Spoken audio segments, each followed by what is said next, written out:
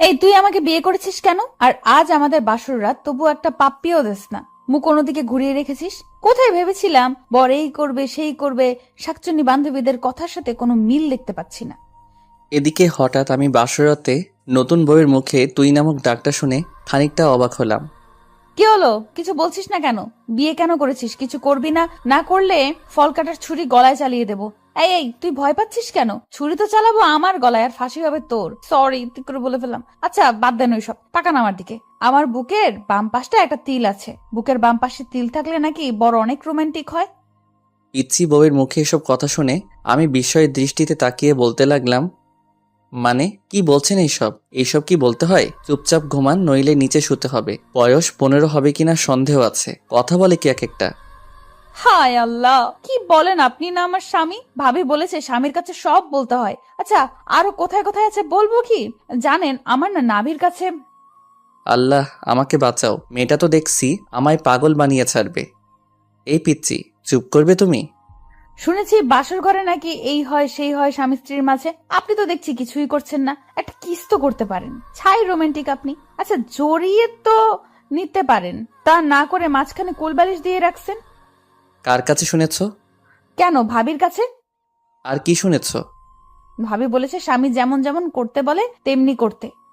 ও আচ্ছা, খুব ভালো তোমার ভাবিটা।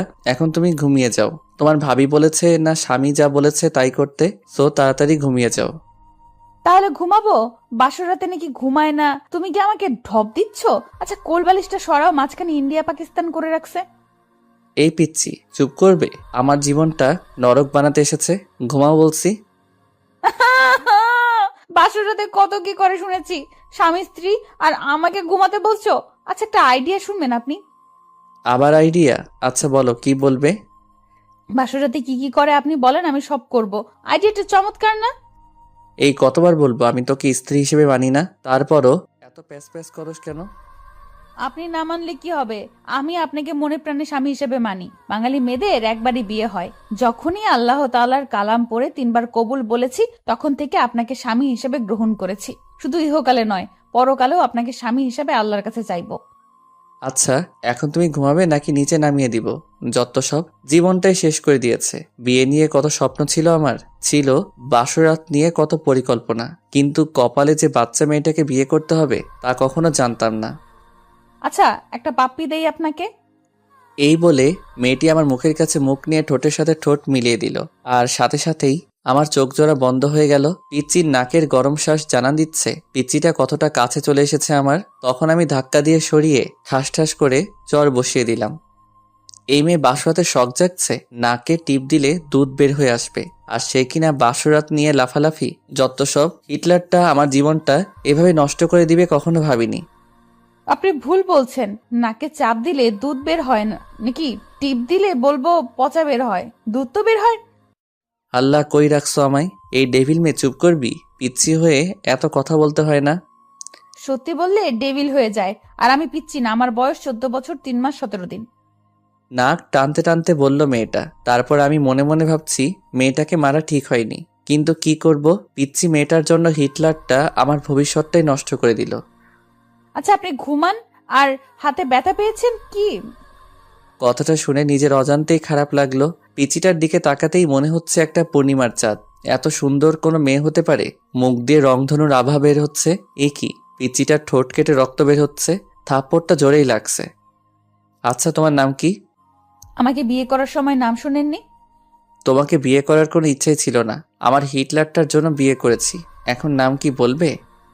এখন বলে লাভ নেই, বিয়ে করে ফেলেছেন। শোনেন, আমার নাম কারিমা জাহান মীরা। আচ্ছা মীরা, সরি। তোমার লাগেনি তো? এই যে নাও, টিস্যু দিয়ে রক্তটা মুছে নাও। আপনি না বলেছেন আপনি আমাকে স্ত্রী হিসেবে মানেন না? না মানলে আমার জন্য কষ্ট পেতেন না? ওই চুপ করবি? তোকে স্ত্রী হিসেবে কোনোদিন মানি না, আর মানবো না। কাউকে টিস্যু দেওয়া মানে তাকে বউ হিসেবে মেনে নেওয়া না। এই বলে বালিশটা নিয়ে চলে গেলাম সোফাতে। আর একটু থাকলে আমি পাগল হয়ে যাব। কই যাচ্ছেন আপনি? জাহান্নামে যাচ্ছি। চুপচাপ এখানে শুয়ে থাকবি, নইলে তোকে ফ্লোরে শুয়ে থাকতে দিব। আচ্ছা ঠিক আছে। তারপর বাতিটা অফ করে শুয়ে শুয়ে ভাবছি হিটলার আমার জীবনটাকে এভাবে নষ্ট করে দিবে। তোবা শুনলে বাসায় এসে আমাকে খুন করবে, নইলে সে নিজে গাড়ির নিচে পড়ে মরবে। বারবার তুবার কথা মনে পড়ছে। দুজন দুজনকে নিয়ে কত স্বপ্ন দেখেছি, আর মাঝখানে হিটলারটা পিচ্চি মেয়েটাকে বিয়ে করিয়ে দিল। ও আচ্ছা, আপনাদের তো পরিচয়টা দেওয়া হয়নি। আমি কাব্য আহমেদ, অনার্স কমপ্লিট করে বাবার মানে হিটলারের হোটেলে খাচ্ছি। হঠাৎ রুমের বাতি কে যেন জ্বালিয়ে দিল। এই পিচ্চি, কি করো? কেন, দেখতে পাচ্ছেন না আপনি? আরে আরে, কাপড় কেন খুলছো? আমি কাপড় পরে ঘুমাতে পারি না। যত সব, এই কাপড় পরো। আর যদি কাপড় খুলতে দেখছি কি যে করব। আপনি না বললেন ঘুমাতে, এত ভারী কাপড় পরে কেউ ঘুমায়? কেউ যদিও বা না ঘুমায়, তুই ঘুমাবি। ঘুমা বলছি। বাবা, আপনার স্বামী আমাকে কাপড় খুলতে দেয় না। কথাটা বলতেই মুখটা চেপে ধরলাম। এই তোমার কি হয়েছে? এসব কি বাবাকে বলতে হয়? তো কি করব, কাপড় পরে ঘুমাতে পারি না, তাই বাবাকে ডাক দিচ্ছি। বাবা বলেছে যদি কোনো সমস্যা হয় বাবাকে বলতে।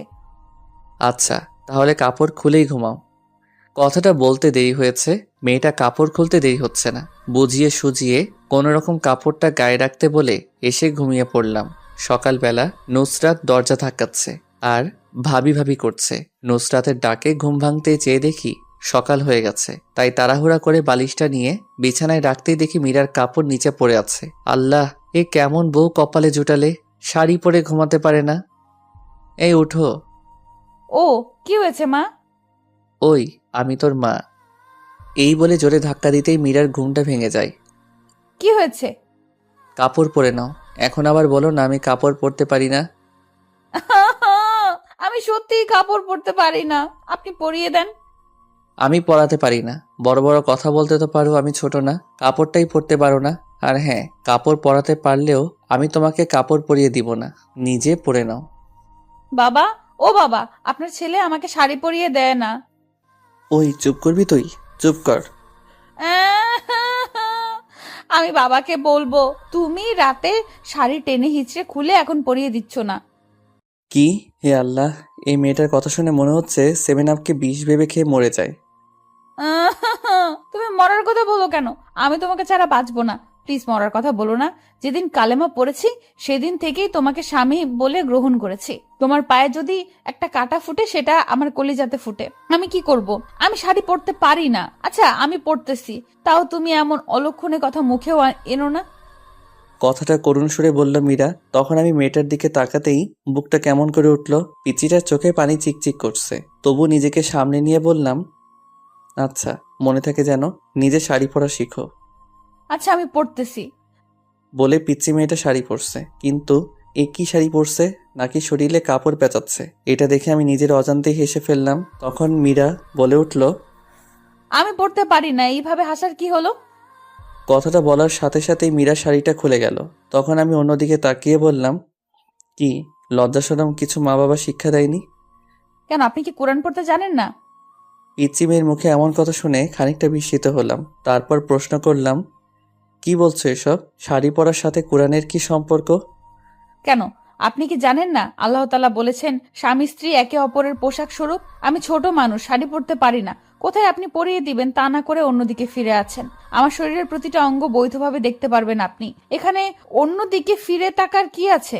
দেন না আমাকে শাড়ি পরিয়ে। কাঁদো কাঁদো ভাব নিয়ে কথাটা বলল মীরা। পিচিটার কথা শুনে আমি পিচির দিকে তাকালাম। পিচিটা লজ্জায় লাল হয়ে গেছে, চোখ বুজে আছে। এবার আমি শাড়িটা খুলে সুন্দর করে কুচি দিয়ে পরিয়ে দিচ্ছি। মেয়েটা চোখ বন্ধ করে আছে। লজ্জায় পিচির সুন্দর মুখটা লাল টমেটো হয়ে গেছে।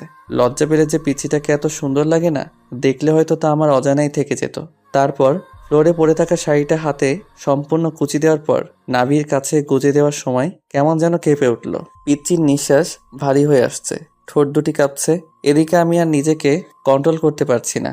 পিচ্চির ঠোঁট দুইটা হঠাৎ আমার ঠোঁটের সাথে মিশে যাওয়ার আগেই আমার হাতটা ধরে ফেললো। কি হলো? প্লিজ আর না, আমি আর পারছি না, শরীরটা থরথর করে কাঁপছে।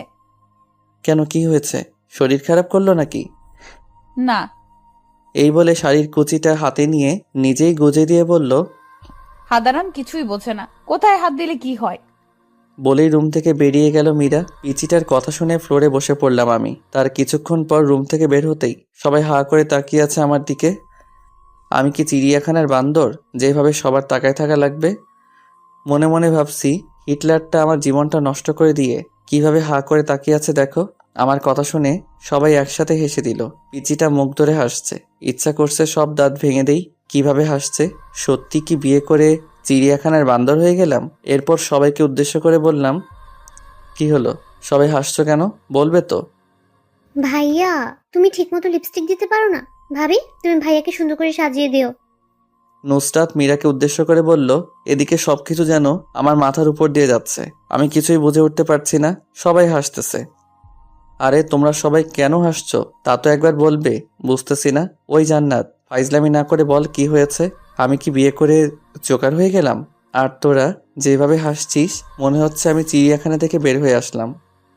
ভাইয়া, তোমার মুখে লিপস্টিক লেগে আছে, যাও ফ্রেশ হয়ে আসো। মানে? রাতে পিচিটা এমন কাজ করেছে, নিজের উপর নিজেরই রাগ হচ্ছে। পিচিটাকে দেখি মিটিমিটি হাসছে আর মনে মনে ভাবছে এখন কেমন লাগে। রাতে আমাকে ঠকানোর ফল। পিচিকে ঠকালে আল্লাহ বিচার করে। তারপর আমি দৌড়ে চলে গেলাম ওয়াশরুমে। ফ্রেশ হয়ে ব্রেকফাস্ট করে নিলাম। তারপর আবারও রুমে চলে আসলাম। আর এইভাবে দিন পার। সন্ধ্যাবেলায় ফোনটা ক্রিং ক্রিং করে বাজছে। আমি ফোন ধরতেই ওপাশ থেকে চাপা কান্নার আওয়াজ। ফোনের ওপাশ থেকে কোনো কথা আসছে না, শুধু চাপা কান্নার আওয়াজ ছাড়া। বুকের ভেতরটা হাহাকার করছে। কলিজাটা ক্ষত বিক্ষত হয়ে যাচ্ছে। কারণ ফোনের ওপাশে যে মানুষটি কান্না করতেছে সে আর কেউ নয়, আমার ভালোবাসার মানুষ সাথী। নিজের অজান্তেই চোখ থেকে টুপটাপ করে পানি পড়ছে। এভাবে প্রায় 5 মিনিট পর ওপাশ থেকে সাথী বলল, কি অপরাধ করেছিলাম? কেন করলে আমার সাথে এমন? আমি তো তোমার পায়ের নিচে এক টুকরো জায়গা চেয়েছিলাম, কিন্তু তুমি আমার কলিজাতে ছুরি চালিয়ে দিয়ে বিয়ে করে নিলে। আমাদের 3 বছরের রিলেশনশিপ কিভাবে ভুলবো? তাই সিদ্ধান্ত নিয়েছি সুইসাইড করব।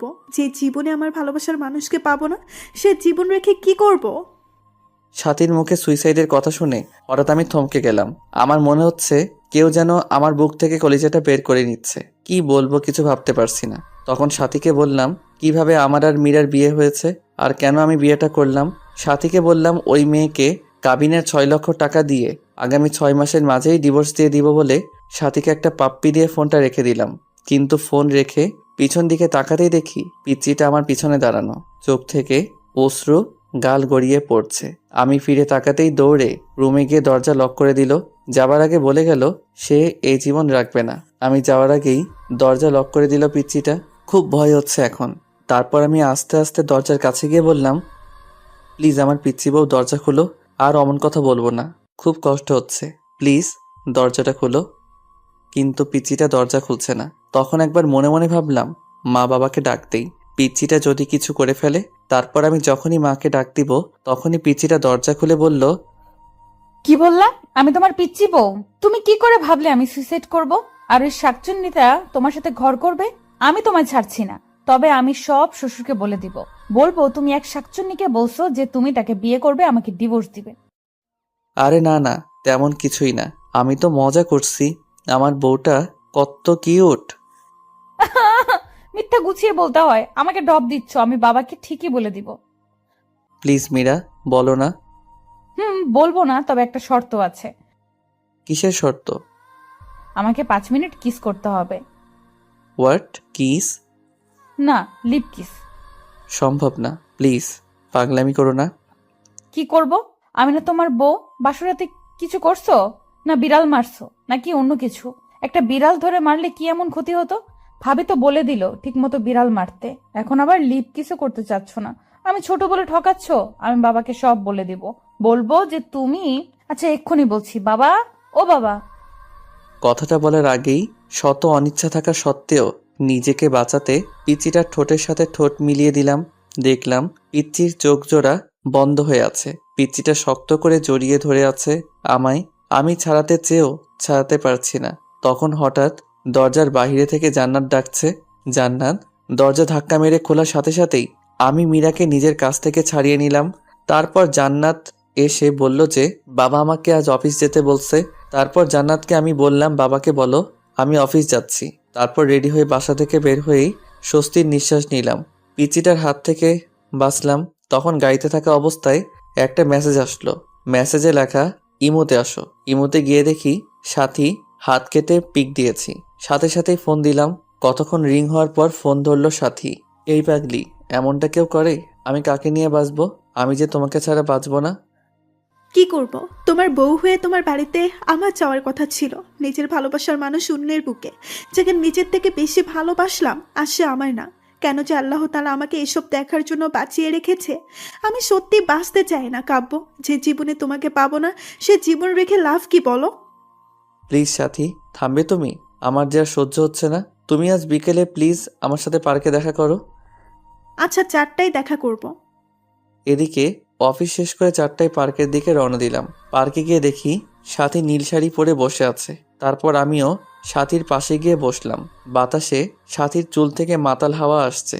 আমার বসা দেখে সাথী আমার দিকে চেয়েই কেঁদে দিল। সাথীর চোখ থেকে টুপটুপ করে পানি পড়ছে। মনে হচ্ছে আমার হৃৎপিণ্ডে রক্তক্ষরণ হচ্ছে। সাথীর কাজল কালো চোখজোড়া চোখের পানিতে লেপ্টে যাচ্ছে। চোখগুলি ফুলে গিয়েছে। হাতের দিকে তাকাতেই কলিজাটা কেঁপে উঠল। সাথী হাতে ব্যান্ডেজ। বুঝতে বাকি রইল না যে এটা সাথীর পাগলামি। চোখ দিয়ে অনবরত পানি আসছে। কিভাবে ভুলবো 3 বছরের ভালোবাসা? এই, তুমি কাঁদছো কেন? তুমি না আমার প্রাণ।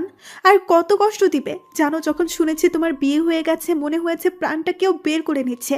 কত স্বপ্ন দেখেছিলাম তোমাকে নিয়ে, সব আর শেষ। আমায় একটু বুকে নেবে? কাঁদতে কাঁদতে কথাটা বলল সাথী।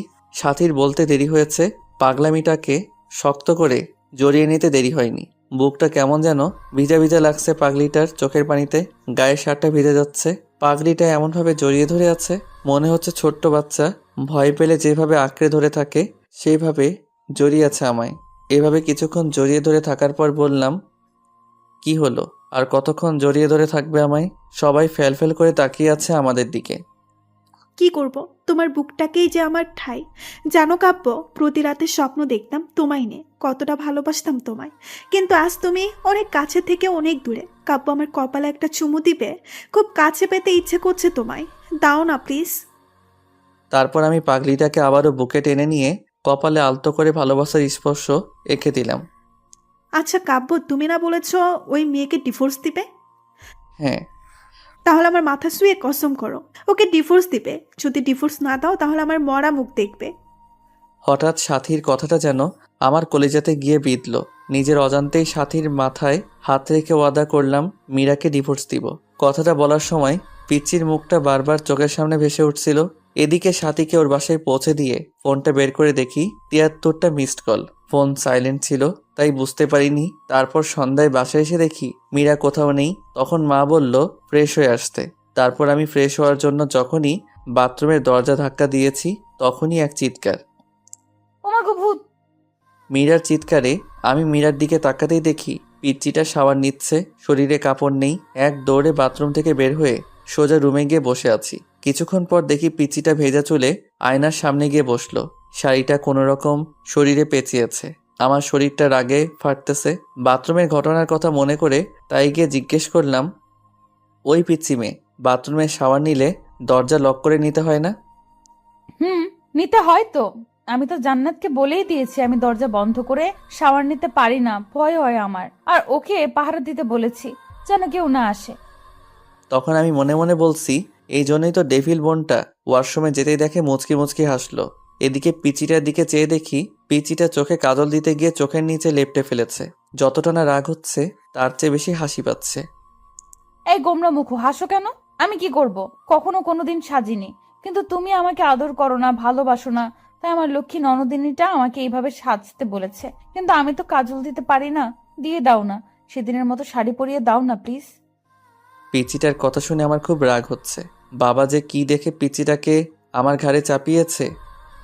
এই পিচ্ছি, আরেকবার শাড়ি এবং কাজল দিয়ে দেওয়ার কথা বললে ঘর থেকে বের করে দিব।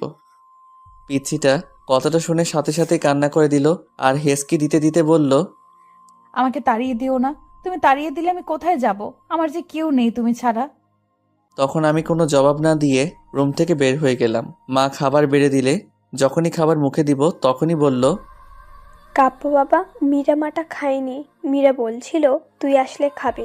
জানিস বাবা, ছোট মেয়ে তো, সারাদিন এত করে বলার পরেও কিচ্ছু খায়নি। মেয়েটার মুখের দিকে তাকানো যায় না। ওকে নিয়ে একসাথে খা। মার কথা শুনে নিজের অজান্তেই মনটা খারাপ হয়ে গেল পিচ্চি মেয়ের পাগলামি দেখে। আচ্ছা মা, তুমি বসো, আমি মীরাকে নিয়ে আসছি। এই বলে রুমে গিয়ে দেখি পিচ্চিটা ড্রেসিং টেবিলের সামনে বসে এখনো কাঁদছে। এই মীরা, তুমি খাওনি কেন? স্বামীকে ছাড়া কোন স্ত্রী খায়? আচ্ছা চলো একসাথে খাবো। আর হ্যাঁ, আজকের পর খাবার সময় হলে খেয়ে নিবে, আমার জন্য অপেক্ষা করতে হবে না। না, আমি খাবো না। তুমি একটা পচা, আমাকে আদর করো না। খেতে পারি, তার আগে আমার চোখে কাজল দিয়ে দিবে, কালকের মতো শাড়ি পরিয়ে দিবে। জানো, তোমার স্পর্শ আমার অঙ্গ জুড়ে থাকে। তুমি বোঝো না তোমার স্পর্শে আমি কতটা শিহরিত। তারপর নিজের অনিচ্ছা সত্ত্বেও পিচিটার চোখে কাজল এবং শাড়ি পরিয়ে দিলাম। রাতে একসাথে খেয়ে একটা বালিশ আর চাদর নিয়ে আমি ফ্লোরে শুয়ে পড়লাম, পিচিটাকে খাটে শুতে দিয়ে। এদিকে পিচিটা খাটে শুয়ে থাকার জন্য বললেও ধমক দিতেই আর কিছু বলেনি। এদিকে রাতে ঘুমিয়ে গেছি, হঠাৎ বুকটা ভারী ভারী লাগছে। চোখ খুলতেই ভূত দেখার মতো ভয় পেলাম, কারণ মীরা আমার বুকে শুয়ে আছে। চাঁদের আলো জানালার কাজ ভেদ করে পিচিটার মুখে এসে পড়ছে। এত মায়াবতী লাগে, কোনো মেয়েকে চাঁদের আলোয় না দেখলে হয়তো আমার অজানাই থেকে যেত। তখন হঠাৎ সাথীর কথা মনে হতেই পিচিটাকে বুক থেকে সরিয়ে দেওয়ার জন্য ধাক্কা দিতেই আরো শক্ত করে জড়িয়ে ধরল। এই কি করছো, ওঠো বলছি। কিন্তু মীরা ঘুমের মাঝেও চোখ খুলতে খুলতে বলল, আমার স্বামীকে জড়িয়ে ধরে আছি, এতে খারাপের কি? আমার অধিকার আমি আদায় করে নেব।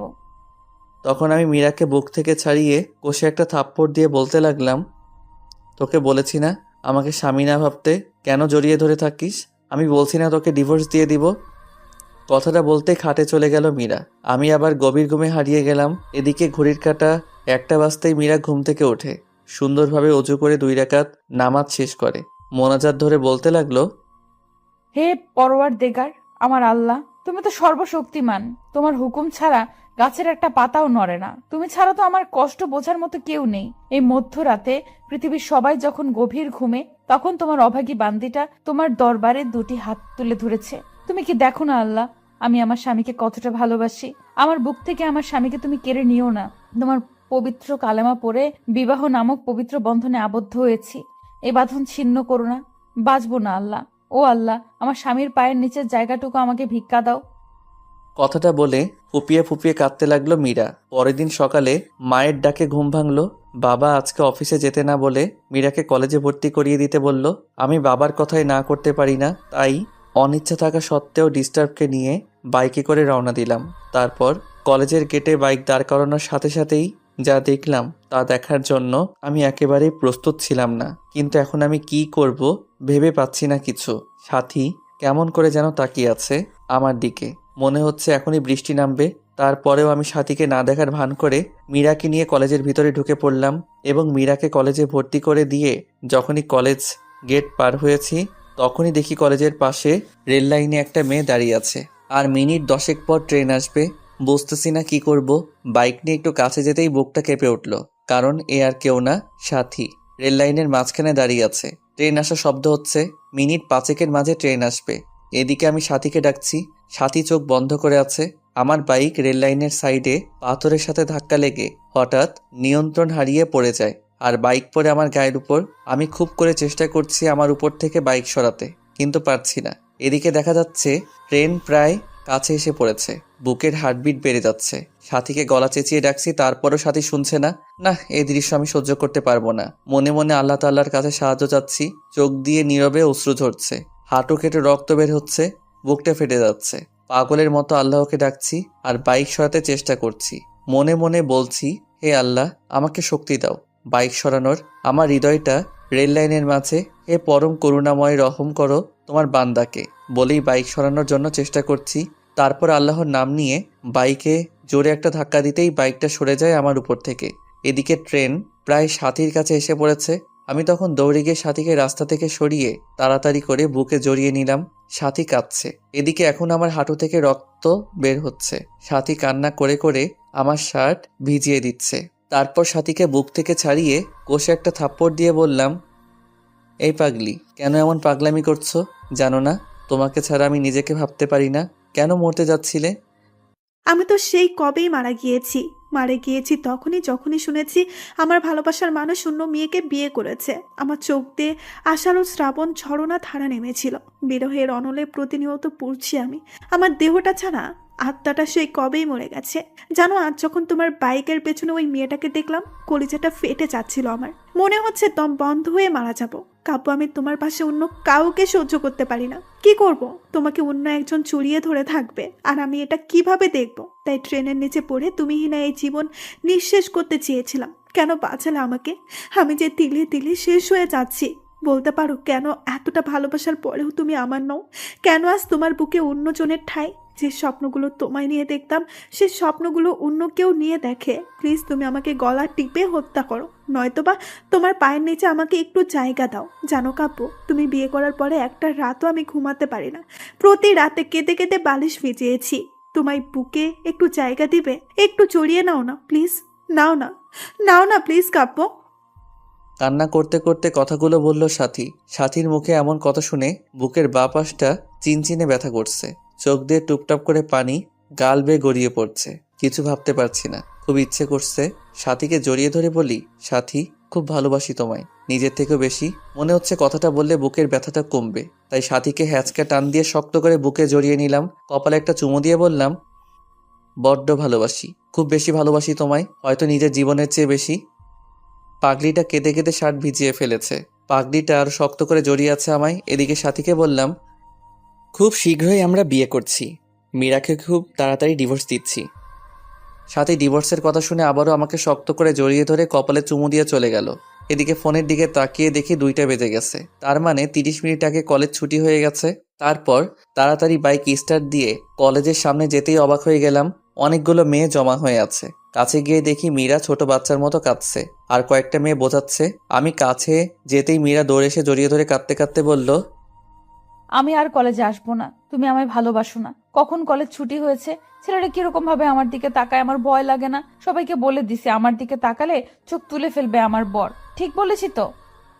এদিকে মীরার কথা শুনে সবাই হাসছে মুখ ধরে। পাশ থেকে একটা মেয়ে বলে ফেলল, ভাইয়া, পৃথিবীতে খুব কম ছেলে আপনার স্ত্রীর মতো বউ পায়। একটা মেয়ে যে স্বামীকে এত ভালোবাসতে পারে। সারাটা দিন ক্লাসের মাঝে আপনার কথাই বলেছে।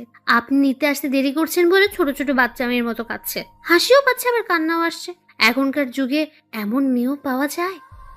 তারপর আমি সবার কাছ থেকে মীরাকে নিয়ে বাইকে উঠাতেই মীরা শক্ত করে জড়িয়ে ধরলো।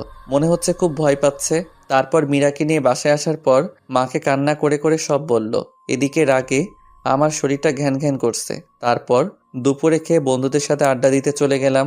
আড্ডা দেওয়া শেষ করে রাত 9টার সময় ফোন বের করে দেখি বাবা 5বার ফোন দিয়েছে। অন্যদিকে মীরার নাম্বার থেকে 100+ ফোন এসেছে। তখন তাড়াহুড়ো করে বাসায় গিয়ে দেখি বাবা দরজায় দাঁড়িয়ে আছে। বাবার সামনে যেতেই বাবা বলল, ঘরে নতুন বউ রেখে বাইরে কোন ছেলে থাকে? আর যদি এমন হয় আমার বাড়ি থেকে বের হয়ে যাবি। তখন আমি কিছু না বলে রুমে গিয়ে শুয়ে পড়লাম। কিছুক্ষণ পর দেখি মীরা আমাকে ডাকছে। এই ডাকতেছো কেন, কি হয়েছে? তুমি খাবে না? বাবা খুব বকা দিয়েছে তাই না? এই নাও, হা করো, আমি খাইয়ে দেই। মীরা কথাটা বলে মুখের কাছে খাবার তুলে দিতেই একটা থাপ্পড় বসিয়ে দিলাম। সাথে সাথে খাবারের প্লেটটা ফোড়ে ফেলে দিলাম। তারপর বললাম, এই তুই কি চাস? আমার জীবনটা তো নরক বানিয়ে দিয়েছিস। আমার বুক থেকে আমার ভালোবাসার মানুষটাকে সরিয়েছিস। এখন আমার বাবার কাছ থেকে আমাকে দূরে সরিয়ে আমার সমস্ত সম্পদ তোর করার প্ল্যান করছিস। আমি তোকে এই মাসে ডিভোর্স দিব। একদমই কথাটা বলে নিলাম। তাকে দেখলাম মীরার ঠোঁট কেটে রক্ত বের হচ্ছে। জানো, তোমার সাথে খাবো বলে আমি এখনো খাইনি। ক্ষমা করে দিও প্লিজ। এতিম তো, এতিমখানায় বড় হয়েছি আমি, তাই বাবা মার আদর পাইনি। তোমার বাবা মাকে নিজের বাবা মা করে নিয়েছিলাম, শুধু ভালোবাসা চেয়েছিলাম আর কিচ্ছু না। এতিম হয়ে জন্ম নিলেও সম্পদের প্রতি কোনো মোহ নেই আমার। আমি মীরার দিকে চেয়ে দেখি মীরা কাঁদছে, চোখগুলি লাল হয়ে গেছে। ন্যাকা কান্না দেখে শরীরটা রাগে ফেটে যাচ্ছে। দু নয়নে দেখতে মন চাচ্ছে না মীরাকে। এই এতিম মেয়েটার জন্যই আজ সাথী মরতে বসেছিল। এই তুই এখানে কাঁদবি না প্লিজ। তোর অলক্ষণে চেহারা নিয়ে আমার চোখের সামনে থেকে দূর হয়ে যা প্লিজ। কথাটা বলে শুয়ে পড়লাম। এদিকে মীরা সুন্দর করে উজু করে শ্বশুরের দেওয়া কুরআনটা পড়ে নামাজে দাঁড়িয়ে গেল। নামাজ শেষ করলো কেঁদে কেঁদে। নামাজ শেষ করে আজকেও মোনাজাত ধরে আল্লাহর কাছে অনেকক্ষণ কাঁদলো। তারপর মোনাজাত শেষ করে রুমে গিয়ে শুয়ে পড়ল।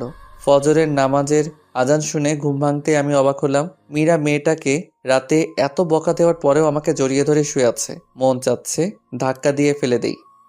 এ কি হচ্ছে, ওঠো। আর একটু ঘুমাই। এই বলে আরো শক্ত করে জড়িয়ে ধরলো। এখন আমার ধৈর্যের বাঁধ ভেঙে যাচ্ছে। জোরে একটা ধাক্কা দিয়ে বিছানা থেকে ফেলে দিলাম। আহ করে চিল্লানি দিয়ে উঠল মীরা। তারপর আমি বিছানা থেকে উঠে ফ্রেশ হয়ে এসে দেখি মীরা খুঁড়িয়ে খুঁড়িয়ে হাঁটছে। মীরা মা, তোমার কি হয়েছে? খুঁড়িয়ে খুঁড়িয়ে হাঁটছো কেন? আম্মু রাতে ঘুম থেকে উঠে পাঁজরে ব্যথা পাচ্ছি। কথাটা বলে করুণভাবে আমার দিকে তাকালো মীরা। এখন নিজেকে অপরাধী মনে হচ্ছে আমার, তারপরেও আমি কিছু বললাম না। পরের দিন বাবা আমাকে আর মীরাকে হানিমুনে পাঠানোর ব্যবস্থা করে দিল। আর আমি সাথীকে বলে সব রেডি করে রেখেছি। আমাদের সাথে সাথীও কক্সবাজার যাবে। সবাই জানবে আমি হানিমুন করতে যাচ্ছি মীরার সাথে, কিন্তু না, আমি হানিমুন করব সাথীর সাথে। সাথীকে এসব বলে ফোন রাখতেই পিছন দিকে তাকাতেই দেখি মীরা সিলিং ফ্যানের সাথে ঝুলছে। এমন একটি ওড়না গলায় পড়ছে, এটা দেখার সাথে সাথেই বুকের ভিতর কেমন জানি একটা চিনচিনে ব্যথা করতে লাগলো। আমি দৌড়ে গিয়ে মীরাকে একটা থাপ্পড় দিয়ে দিলাম। মীরা, কি করছো এসব? দেখছেন না কি করছি? আমি ছোট বলে, এতিম বলে কারো ভালোবাসা পাবো না? বিয়ের পর সকল নারী তার স্বামীর অধিকার চায়, আর আপনি বিয়ের পর অধিকার তো দূরের কথা, একদিন রাতে আপনার বুকে ঘুমাতে পর্যন্ত দেননি। কতটা স্বপ্ন দেখেছিলাম তোমায় নিয়ে, কিন্তু তুমি আমায় রেখে অন্য মেয়ের সাথে অবৈধ সম্পর্ক করতে চাচ্ছ। প্লিজ মীরা, বোঝার চেষ্টা করো। এখন এসব বলার সময় নয়, চলো, দেরি হয়ে যাচ্ছে, গাড়ি মিস করবো আবার। তারপর মীরা আর কিছু বলল না। এদিকে মীরার এসব কাণ্ড কারখানা সব সাথীকে বললাম। সাথী বলল কোনো চিন্তা না করতে। অবশ্য আমাদের সাথে একই গাড়িতে সাথীও গেল কক্সবাজার। কক্সবাজার আসার পর রাতের বেলা রুমে শুয়ে আছি, তখন হঠাৎ সাথীর ফোন ধরতেই সাথী বলল পাশের রুমে এসো। এদিকে আমি পাশের রুমে যেতেই সাথী 7 আপের সাথে কি যেন মিশিয়ে দিয়ে খেতে বলল। আমি কিছু মনে না করেই খেলাম, আর এগুলো খাওয়ার সাথে সাথেই আমার কেমন যেন একটা নেশা নেশা লাগছে। আমার সাথীকে খুব কাছে পেতে ইচ্ছে করছে। তখন আমি নিজের অজান্তেই সাথীকে জড়িয়ে ধরে ফেললাম। সাথীও রেসপন্স করলো। আমি আস্তে আস্তে সাথীর লিপের সাথে আমার লিপ জোড়া মিলানোর আগেই সাথীর ফোনটা ক্রিং ক্রিং করে বাজতে লাগলো। ফোনটা ধরে সাথী উঠে ওয়াশরুমে চলে গেল। এদিকে কিছুক্ষণ পর ওয়াশরুম থেকে এসে বলল, বাবু আমি অসুস্থ, কাল যা মন চাই তাই করো। এই বলে সাথী আমাকে আমাদের রুমে দিয়ে গেল আর মীরাকে বলল সে আমাদের কলেজ ফ্রেন্ড। অবশ্য মীরা এর আগে কখনো সাথীকে দেখেনি। এদিকে আমি রুমে গিয়ে বিছানায় শুয়ে পড়লাম। এখন আমার শরীর আর চোখ দিয়ে উত্তাপ বের হচ্ছে, আমার নেশা এখনো লেগে আছে। মীরা আজ খুব সুন্দর করে সেজেছে, চেহারায় হালকা মেকআপ, ঠোঁটে লাল লিপস্টিক, পরনে একটা কালো শাড়ি। মনে মনে ভাবলাম সকল কবি সাহিত্যিকদের গল্পের নায়িকারা সুন্দরী হয়, আর তারা সবসময় লাল না হলে নীল শাড়ি পরিহিত থাকে, যা দেখে নায়ক প্রেমে পড়ে যায়। কিন্তু সাহিত্যিকগণ কি কখনো দেখেছেন একজন সুন্দরী রমণী কালো শাড়ি পরলে তাকে কি রকম দেখায়? আজ কি অপরূপটাই লাগছে মীরাকে, চোখে কাজল দেয়াতে আরো মায়াবী লাগছে। তারপর মীরা এসে খাটে বসতেই আমি মীরাকে একটা হ্যাঁচকা টান দিয়ে বুকে জড়িয়ে নিলাম। এ ঘটনায় আকস্মিক ব্যবহারে মীরা কিছুটা বিব্রত হলো। তারপর বলল, আপনাকে একটা কথা বলবো? বলো, কি বলবে? আপনার কাছে একটা জিনিস চাইবো, দিবেন না আমাকে? আচ্ছা বলো, দেয়ার মতো হলে দিব। টাকা লাগবে কি? না, আমার টাকা চাই না, আমার তো তোমাকে চাই। কি বললে? না কিছু না। শোনো, তুমি কি আমাকে একটা কিউট মেয়ের মা বানাবে, যার নাম হবে তোমার পছন্দের নাম রাইসা? লজ্জাভরা মুখে কথাটা বলে মাথা নিচু করে ফেলল মীরা। ইস, বাবুর মা হবার কথা বলে কিরকম লজ্জা পেয়েছে। লজ্জা পাবোই তো। তারপর আমি মীরার কানের কাছে মুখটা নিয়ে বললাম, তাহলে কাছে আসো, তোমাকে রাইসার মা বানাচ্ছি। দুষ্টুমির ছলে কথাটা বললাম। মীরা তখন ছোট বাচ্চার মতো আমার বুকে মুখ লুকালো। আমি মীরার কপালে আলতো একটা চুমো দিয়ে আরো শক্ত করে জড়িয়ে ধরলাম। পিচ্চিটা তার ঠোঁট জোড়া আমার ঠোঁটের সাথে মিলিয়ে দিল। এরপর স্বামী স্ত্রী নারী পুরুষের সবচেয়ে ঘনিষ্ঠ কিছু মুহূর্ত পার করলাম। তারপর মীরাকে বুকে জড়িয়ে শুয়ে পড়লাম। সকালে ঘুম থেকে উঠে দেখি মীরার কাপড় চোপড়ের কিছু ঠিক নেই। আমার শরীরের বিভিন্ন জায়গায় লিপস্টিকের দাগ। পিচ্চিটা এখনো আমাকে শক্ত করে জড়িয়ে ধরে আছে। তখন আমার রাতের কথা মনে হতেই লাফ দিয়ে উঠলাম। এ কি করলাম আমি তো মীরাকে ডিভোর্স দিব, তবে কেনই বা তার সতীত্ব হরণ করলাম? মাথা কাজ করছে না আমার। মীরাকে আজ খুশি খুশি লাগছে। বিয়ের পর কখনো এতটা খুশি দেখিনি ওকে। আমি সকাল সকাল ফোন দিয়ে সাথীকে সবকিছু বললাম। সাথী আমার কথা শুনে তেলে বেগুনে ফুলে উঠল। সাথীকে বললাম, সবকিছু তোমার জন্যই হয়েছে। তুমি যদি গত রাতে সে মেডিসিন না খাওয়াতে তাহলে এমনটি হতো না। আচ্ছা বাদ দাও, কোনো চিন্তা করো না, কাল তোমাকে একটা পিল দিব, সেটা খাইয়ে দিও, তাহলে আর কোনো চিন্তা করতে হবে না। সাথীর কথা শুনে আমি বেশ অবাক হলাম, কিন্তু আমি সাথীকে ভালোবাসি, কথাও দিয়েছি সাথীকেই বিয়ে করব, তাই আর কোনো কিছু চিন্তা না করে রাজি হয়ে গেলাম। পরের দিন রাতে একটা পিল নিয়ে মীরাকে বললাম, মীরা, এটা খেয়ে নাও তো পিলটা। কিসের পিল এটা? আমি তো সুস্থ, আপনি কিসের পিল খেতে বলছেন আমাকে? মীরা, তোমাকে মিথ্যা বলে লাভ নেই। আমাকে ক্ষমা করে দিও। গতকাল রাতে তোমার সাথে যা যা হয়েছে তা নিছক একটি দুর্ঘটনা মাত্র। হ্যাঁ, আমি জানি গতকাল তুমি যা হারিয়েছো তা পৃথিবীর বিনিময়ে ফিরিয়ে দিতে পারবো না। আমি ডিভোর্স পেপার রেডি করে রেখেছি, তাই আমি চাই না আমার সন্তান তুমি গর্ভে ধারণ করো। চিন্তা করো না, ডিভোর্সের সাথে তোমাকে কাবিনের 20 লাখ টাকার একটা চেক দিয়ে দিচ্ছি, সময় করে ব্যাংক থেকে তুলে নেবে। আমার কথাটা শোনার সাথে সাথেই মীরা আমার দুপা ঝাপটে ধরে বলতে লাগলো, প্লিজ আপনি আমার গর্ভের সন্তান নষ্ট করতে বলবেন না। আপনার মন চায় আপনি আরো একটা বিয়ে করে নেন, আমি কখনো কোনো দিন আপনার কাছে স্বামীর অধিকার চাইবো না। আর আপনার বাড়িতে তো 2টা কাজের মেয়ে রাখছেন, আমাকে নিয়ে না হয় 3টা হবে। প্লিজ আমার সন্তানকে নষ্ট করে দিতে বলবেন না প্লিজ। আমি সারা জীবন আপনাদের বাসায় কাজের মেয়ে হয়ে থাকবো, কোনো পারিশ্রমিক দিতে হবে না আমাকে, শুধু আমাকে ডিভোর্স দিয়েন না। আমার সন্তানটা যেন বলতে পারে আপনি তার বাবা। আমি চাই না আমার মতো আমার অনাগত সন্তানটা পিতৃহীন পরিচয়ে বড় হোক। প্লিজ একটা এতিমকে এইভাবে ফিরিয়ে দিবেন না। আপনার পায়ের নিচে একটু জায়গা দেন, নয়তো গলা টিপে মেরে ফেলেন। এই মীরা, কি করছো? পা ছাড়ো। দুঃখিত মীরা, আমি পারবো না। আমার জীবনে সাথী ছাড়া আর কেউ নেই। এখন পিলটা খেয়ে নিবে, আর যদি না খাও তাহলে মনে করব তুমি আমার বুকে পা রেখে তুমি গর্ভধারণ করবে। এখন তোমার ইচ্ছা। প্লিজ এমন কসম দিও না। আমার কাছে যে তোমার স্থান সবার উপরে, পারবো না আমি তোমার বুকে পা রেখে এই সন্তানকে নিজের মাঝে বড় করতে। ক্ষমা করে দিও মীরা, এছাড়া আমার আর কোনো উপায় ছিল না। এই নাও পিল, আর এই নাও পানি খেয়ে নিও। আচ্ছা দাও। এই বলে জন্ম নিয়ন্ত্রণ পিলটা হাতে নিয়ে নিল মীরা। চোখ থেকে টপ টপ করে পানি পড়তেছে। করুণ দৃষ্টিতে তাকিয়ে আছে আমার দিকে। মনে মনে ভাবছে হয়তো আমি বলবো পিল খেতে হবে না মীরা, কিন্তু না, আমি কোনো কথা বললাম না। মীরা আমার দিকে তাকিয়ে থেকে বিষ যেমন করে মানুষ মুখে নেয় তেমনি করে মুখে নিয়ে নিল। গ্লাস থেকে একটু পানিও মুখে দিল। নিজের অজান্তেই মনে হচ্ছে খুব বড় কোনো পাপ করে ফেললাম আমি। এদিকে বাবা ফোন করলো যে বাবা অসুস্থ, তাই বাড়ি ফিরে যেতে হবে। মনে মনে স্থির করে নিলাম বাড়িতে ফিরেই ডিভোর্স পেপারের জন্য আবেদন করব। তারপর মীরাকে নিয়ে বাসায় ফিরলাম। এদিকে সাথী বলল যে মীরাকে আমাদের দুজনের মাঝ থেকে যত তাড়াতাড়ি সম্ভব সরিয়ে ফেলবে। আমি অনেক বোঝানোর পরেও সাথী বলল, সেদিন কক্সবাজারে মেয়েটা যা বলেছে সব শুনেছি আমি। আর সবচেয়ে বড় কথা হলো, মেয়েটাকে তোমার বাবা অনেক স্নেহ করে। আমি তোমাদের বাড়ির রহিমের কাছে খবর পেয়েছি যে তোমার বাবা নাকি তোমার সম্পত্তি মীরার নামে লিখে দিবে। তাই আমাদের ভবিষ্যতের জন্য মীরাকে আমাদের পথ থেকে সরিয়ে দিবে। আমি তোমাকে না বলেই প্রফেশনাল কিলারের সাথে কন্ট্রাক্ট করেছি। না সাথী, এ হতে পারে না। আমাদের ভালোবাসার জন্য একটা নিষ্পাপ জীবনকে হত্যা করব। না সাথী, এটা করা ঠিক হবে না। বাবু দেখো, আমিও চাই না, কিন্তু আমার মনে হয় না তোমার বাবা কখনো মীরা বেঁচে থাকতে আমাকে মেনে নিবে। আর তোমাকে না পেলে আমি বাঁচবো না, সত্যি মরে যাবো। তুমি আমার নিঃশ্বাস, তুমি আমার বিশ্বাস, আমার প্রাণ। জানো, তুমি মীরাকে বিয়ে করার পর আমি একটি রাতও শান্তিতে ঘুমাতে পারিনি। এতটা ভালোবাসার পরেও কেন আল্লাহ তোমার আর আমার মাঝে এত বড় দেওয়াল তুলে দিল? প্লিজ তুমি আমাকে খুন করে ফেলো, নয়তো আমাকে তোমার বুকে টেনে নাও। তোমার বুকটাই যে আমার শেষ ঠিকানা, তোমার বুকেই আমি শেষ নিঃশ্বাস ত্যাগ করতে চাই। প্লিজ কান্না করো না। আমি সব সইতে পারি, কিন্তু তোমার কান্না সহ্য করতে পারি না। তোমাকে যে বড্ড ভালোবাসি, কিন্তু আমাদের ভালোবাসার জন্য একটা নিষ্পাপ জীবনকে কেমনে সরিয়ে ফেলি? আল্লাহ কি ক্ষমা করবে আমাদেরকে? জানি এটা অন্যায়, কিন্তু এছাড়া আমাদের আর কোনো উপায় নেই। কথাটা বলেই আমার হাতটা নিয়ে সাথীর গলা চেপে ধরে মেরে ফেলতে বলল। প্লিজ কিল মি, আমাকে গলা চেপে মেরে ফেলো কাব্য। আমি তোমাকে ছাড়া বাঁচতে পারবো না। জানো কাব্য, মেয়েরা সব কিছুর ভাগ দিতে পারলেও তবে একটা ভাগ কখনো কাউকে দিতে পারে না, আর তা হলো তার ভালোবাসার ভাগ। বিশ্বাস করো, আমার একদম সোচা হয় না মীরাকে। যে বুকে আমার থাকার কথা সে বুকে অন্য একটা মেয়ে থাকে। যে স্বপ্ন আমি তোমাকে নিয়ে দেখেছি সে স্বপ্ন পূরণ করছে অন্য একটা মেয়ে। কাব্য প্লিজ, আমাকে তুমি হত্যা করতে পারবে না, পারবে না তোমার সেই স্ত্রী মীরাকেও হত্যা করতে, কিন্তু তোমাকে আমায় হত্যা করতে হবে। তুমি না আমি এই জীবন দিয়ে কি করব? কথাটা বলে কাঁদতে কাঁদতে ব্লেড দিয়ে হাতে পোজ দিয়ে দিল সাথী। সাথে সাথে হাত থেকে ফিরকি দিয়ে রক্ত বের হতে লাগলো। সাথীর চোখ দিয়ে টুপ টুপ করে পানি পড়তে লাগলো। সাথীর রক্ত দেখে আমার নিজের কলিজাটা ফেটে যাচ্ছে।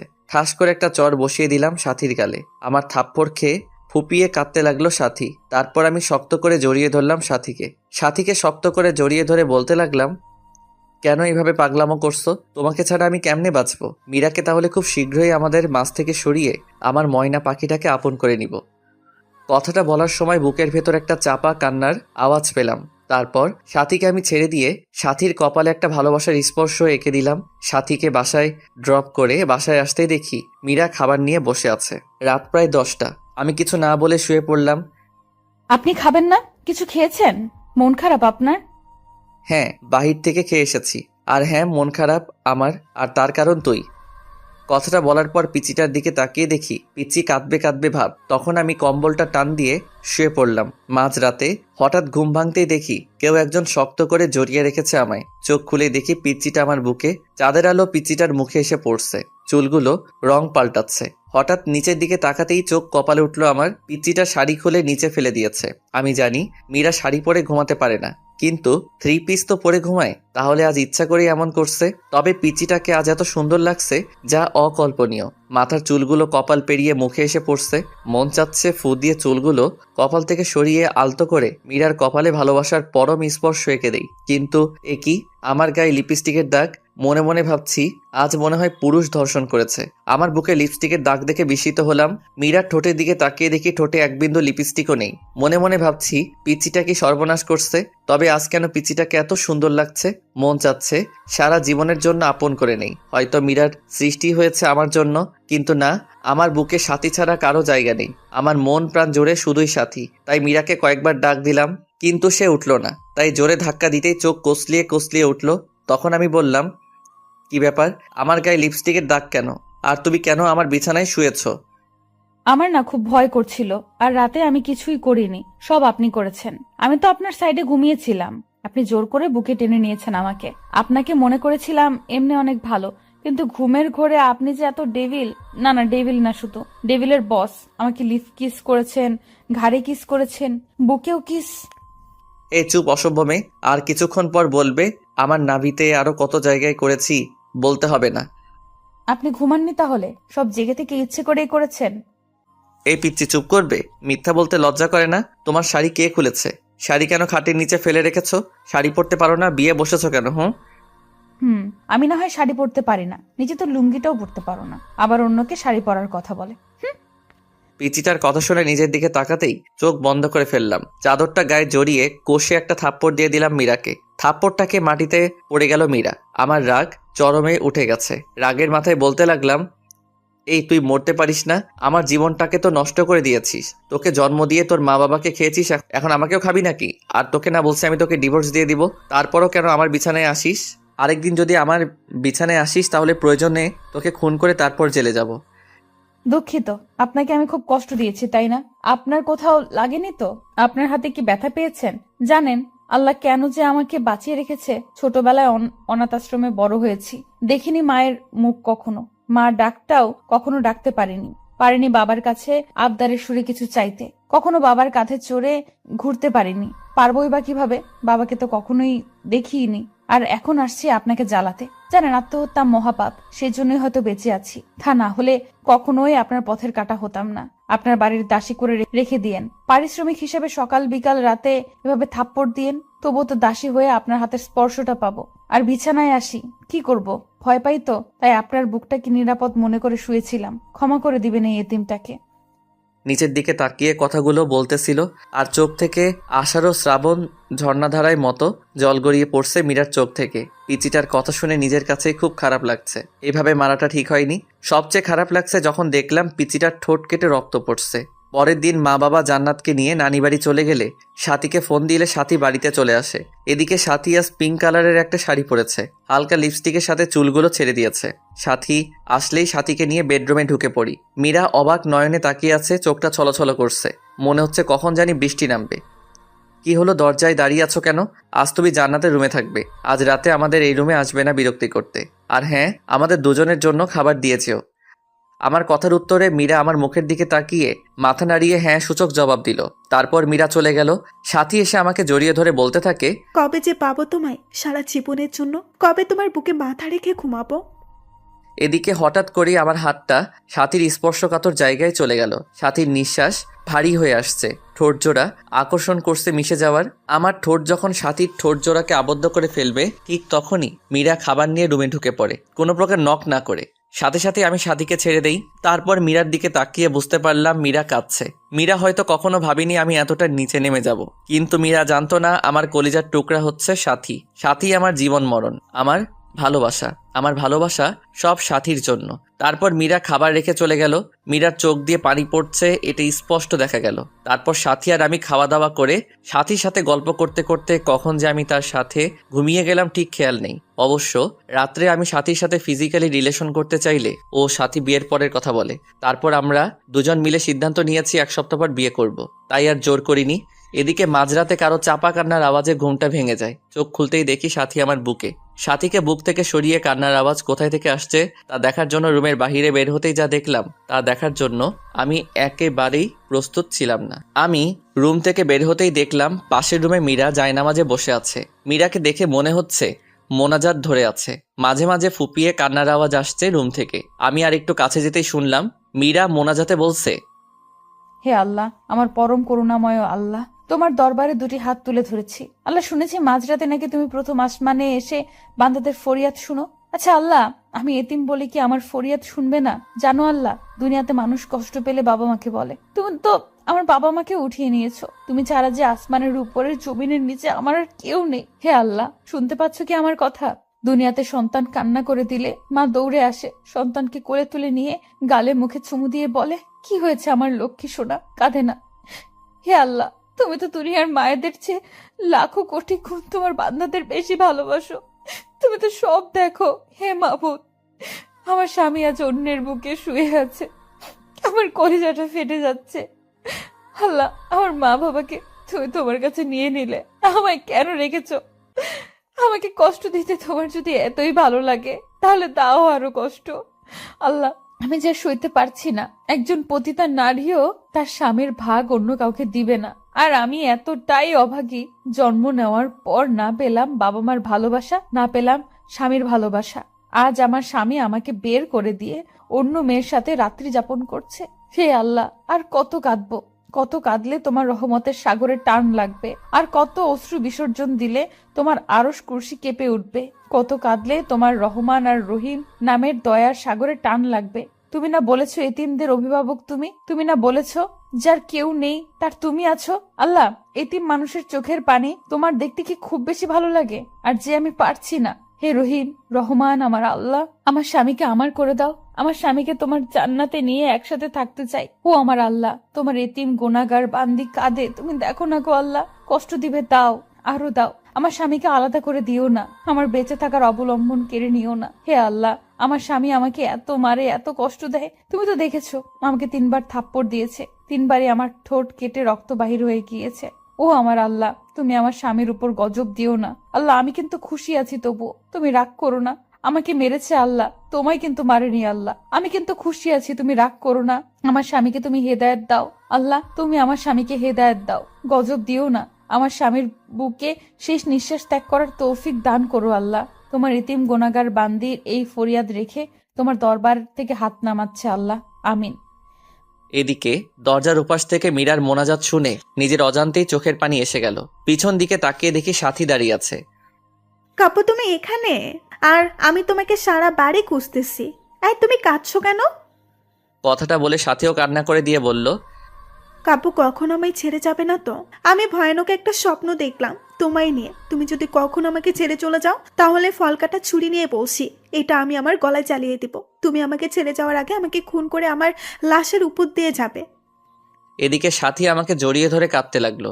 আমিও শত অনিচ্ছা সত্ত্বেও সাথীকে বাহুডোরে আবদ্ধ করে নিলাম। সাথী কান্না করতে করতে শার্ট ভিজিয়ে ফেলছে। তারপর সাথীকে ছাড়িয়ে বললাম, ভয় পেও না, তোমাকে ছেড়ে কোথাও যাব না। তাহলে আমার মাথা ছুঁয়ে প্রমিস করো আমাকে ছেড়ে যাবে না। সাথীর কথাটা শুনে আমার হাতটা কাঁপছে। আমার চোখে বরাবর পিচিটার মায়াবী চেহারাটা ভেসে উঠছে। চোখ দিয়ে নিজের অজান্তে পানি আসতে লাগলো। কি করব কিছু বুঝতে পারছি না। জীবনটা এমন কেন? জীবনে কখনো 1000 বছর বেঁচে থাকার ইচ্ছা জাগে, আবার কখনো এক মুহূর্তের জন্যও নয়। ওই কাব্য, তুমি আমার মাথা ছুঁয়ে প্রমিস করবে না, কখনো আমায় ছেড়ে যাবে না। প্লিজ প্রমিস করো। তোমাকে হারালে সত্যি আমি যে বাঁচবো না, মরে যাবো সত্যি। প্লিজ প্রমিস করো, নয়তো ছুরিটা গলায় চালিয়ে দিব। প্লিজ এভাবে বলবে না। তুমি যে আমার ভালোবাসা, তুমি যে আমার জীবনের একটা অংশ। এই যে তোমার মাথা ছুঁয়ে প্রমিস করছি, জীবনে কখনো কোনোদিন তোমায় ছেড়ে যাব না। তুমি যে আমার ভালোবাসা, তুমি যে আমার জীবনের একটি অংশ। প্লিজ মরার কথা বলবে না আর। আমি কাকে নিয়ে বাঁচবো? আচ্ছা কাব্য, তোমাকে একটা কথা বলি, রাগ করবে না তো? কি বলবে বলো। আমায় একটা পাপ্পি দিবে? আচ্ছা, কাছে এসো।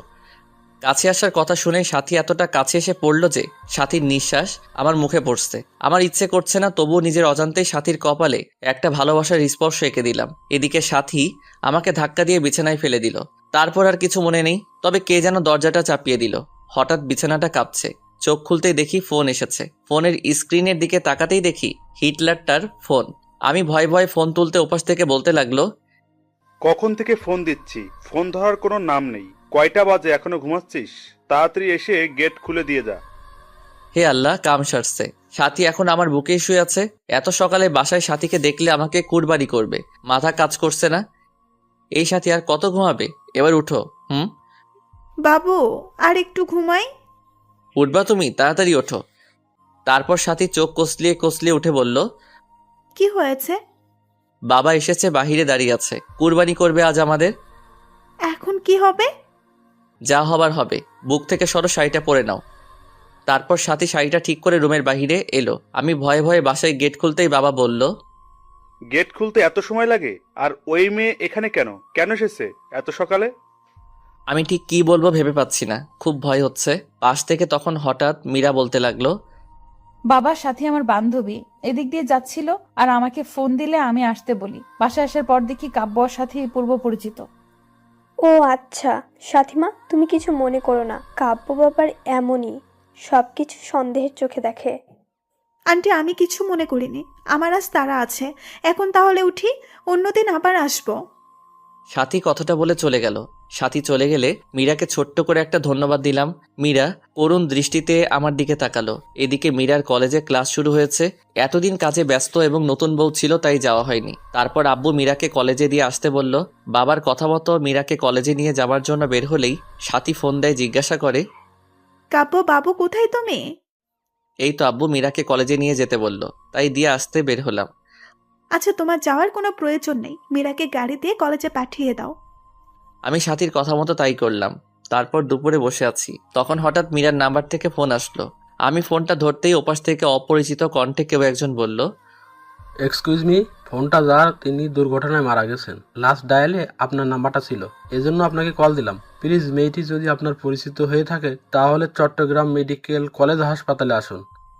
কথাটা শুনে কিছুক্ষণের জন্য আমি পাথর হয়ে গিয়েছিলাম। কি থেকে কি হয়ে গেল কিছুই বুঝলাম না। সাথে সাথে হসপিটালে গিয়ে দেখি লাশের মাথাটা কেমন যেন থেতলে গেছে, নাক দিয়ে রক্ত বের হয়ে আছে, মুখটা অনেক মায়াবী লাগছে। আজ কেন জানি আমার বুকটা ফেটে কান্না আসছে। কিন্তু কেন? আজ তো আমার সুখের দিন, আমার পথের কাঁটা দুনিয়া থেকে বিদায় নিয়েছে। তবে কেন এত কষ্ট হচ্ছে? মনে হচ্ছে প্রাণটা দেহ থেকে বের হয়ে যাচ্ছে। হে আল্লাহ, ভালোবাসা পাওয়ার জন্য নিজের স্ত্রীকে খুন করে ফেললাম। তার কিছুক্ষণ পর বাবা মা আসলো, তারাও কাঁদছে। বাবা সবচেয়ে বেশি কাঁদছে। তারপর মীরাকে হাসপাতাল থেকে বাসায় নিয়ে আসা হলো। আজ মীরার দাফন। আমি মীরার লাশটা কাঁধে নিয়েছি। মনে হচ্ছে কলিজাতে কেউ ছুরি চালিয়ে দিয়েছে। দূরে সাথীকে দাঁড়িয়ে থাকতে দেখলাম। সাথীও আজ কাঁদছে। আকাশ বাতাস আজ কাঁদছে মনে হচ্ছে। তারপর মীরাকে দাফন করে কিছুক্ষণ কবরের পাশে দাঁড়িয়ে থেকে চলে আসলাম। তারপর সাথী আমাকে নির্জনে ডেকে নিয়ে অনেক কান্না করলো, ক্ষমাও চাইলো। সরাসরি আমার পায়ে পড়ে বলতে লাগলো, কাব্য, আমাদের ভালোবাসার জন্য একটা নিষ্পাপ জীবনকে হত্যা করে ফেললাম। আমি সাথীকে সান্ত্বনা দেওয়ার জন্য বললাম, তুমি কিছু অন্যায় করনি, যদিও বা করে থাকো সব তোমার ভালোবাসাকে পাওয়ার জন্য। তারপর সাথী চলে গেল। আমার মনে হচ্ছে মীরার ছায়া মনে হয় প্রতিনিয়ত আমার পাশে ঘুরে। কেমন যেন উদাসীন উদাসীন লাগছে। আজকে ভাবলাম সাথীর কাছে যাই। এভাবে আর পারছি না। আজ রাতটা সাথীর সাথে থাকবো। সাথীকে ফোন দিয়ে পেলাম না, এই জন্য সরাসরি বাসায় চলে গেলাম। বাসায় গিয়ে দেখি দরজা খোলা। আমি সরাসরি সাথীর রুমে চলে গেলাম। হঠাৎ সাথীর রুমের কাছে যেতেই দরজার ভেতর থেকে পুরুষ কণ্ঠের আওয়াজ শুনলাম। আমি ভেতরে কি হচ্ছে তা দেখার জন্য জানালার পর্দা সরিয়ে রুমের ভেতরে তাকাতেই চমকে উঠলাম। এটা কি হচ্ছে? সাথী আর তার ভাই রথক্রিয়ায় ব্যস্ত। তারপর হঠাৎ সাথী আর সাথীর ভাই যা বলল তা শোনার জন্য আমি একেবারেই অপ্রস্তুত ছিলাম। তাদের কথোপকথন, বাবু, কতদিন ধরে আদর করো না, প্লিজ আর একটু কাছে আসো। মা, আমার বাবুটা কি হট। সজীব, যাকে সাথী ভাই হিসেবে চিনতাম। ইস, আমার বুঝি লজ্জা করে না? ও মা, তাই বুঝি? কোথায় লজ্জা করে? কথাটা বলে সজীব সাথীকে কিস করতে লাগলো আর বলতে লাগলো, বাসরাতে কে আগে জড়িয়ে ধরেছিল? আর আমরা তো স্বামী স্ত্রী। আর স্বামী স্ত্রীর মাঝে কিসের লজ্জা? পৃথিবীর সবাই জানে আমরা ভাই বোন, তবে আমরা দুজন ছাড়া। কথাটা বলে সাথীর ঠোঁট জোড়ার সাথে সজীবের ঠোঁট জোড়া আবারও মিলিয়ে দিল। এদিকে এসব দৃশ্য দেখে আমার পায়ের তলার মাটি সরে যাচ্ছে, চোখ দিয়ে অঝরে পানি ঝরছে, যার জন্য আমার নিষ্পাপ বউকে হারালাম। মন চাইছে কাল নাগিনীকে খুন করি। এখন মীরার মুখটা এখন বারবার চোখের সামনে ভেসে উঠছে আমার। ওগো শুনছো, আমাদের প্ল্যান সাকসেসফুল হওয়ার পথে। আমাদের পথের কাটা মীরাকে গাড়ি চাপা দিয়ে মেরে ফেলেছি। মেয়েটা কাব্যকে অনেক ভালোবাসতো, কিন্তু আমার অভিনয়ের কাছে সব ভালোবাসা চাপা পড়ে গেছে। আমার বউটা অভিনয় অ্যাওয়ার্ড পাবে। তুমি একদম পারফেক্ট অভিনয় করেছো। আর সবচেয়ে রেলগাড়ির নিচে চাপা পড়ে মরার প্ল্যানের সাথে সাথে অভিনয়টা একদম সুপারহিট হয়েছিল। দেখতে হবে না বউটা কার। এখন শেষ একটা কাজ হচ্ছে আমার জন্য। পাগল কাব্যকে বিয়ে করে কৌশলে তার সমস্ত সম্পত্তি লিখে নিয়ে আমার বাবুটাকে নিয়ে আমেরিকা চলে যাওয়া, আর তা এই মাসেই পূরণ হবে। হাসতে হাসতে কথাগুলো বলল সাথী। এদিকে কথাগুলো শুনে আমার বুকটা চিনচিনে ব্যথা করছে। মন চাচ্ছে দুইটাকে খুন করি। এদের জন্য আমার স্ত্রী মীরা আজ পরপারে, কিন্তু না, এদের এইভাবে মারলে ফেসে যাব। তাই কৌশলে আমার স্ত্রী হত্যার প্রতিশোধ নিতে হবে। আজ বাইক চালাচ্ছি আর মীরার কথা ভাবছি। মনে হচ্ছে মীরা আমার পাশে বসে শক্ত করে আমাকে জড়িয়ে ধরে আছে। চোখ দিয়ে নিজের অজান্তেই পানি আসছে। বাড়িতে এসে বাবাকে জড়িয়ে ধরে ছোট বাচ্চার মতো কান্না করে দিলাম। খুব কষ্ট হচ্ছে আমার। বাবা মাথায় হাত বুলিয়ে দিয়ে বলল, আল্লাহর উপর ভরসা রাখ, তিনিই সবকিছু ঠিক করে দিবেন। তারপর রুমে এসে শুয়ে পড়লাম। চোখ বন্ধ করলেই পিচিটাকে দেখতে পাই। খাইতে গেলেও মনে হয় কে যেন বলে, তুমি খাবে না? তুমি না খেলে আমিও খাবো না।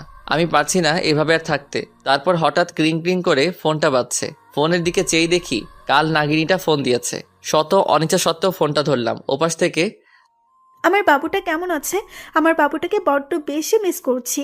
বাবুটা একটু আমার সাথে দেখা করবে কি পার্কে? আমার যে বুকটা চিনচিনে ব্যথা করছে। না এতগুলো।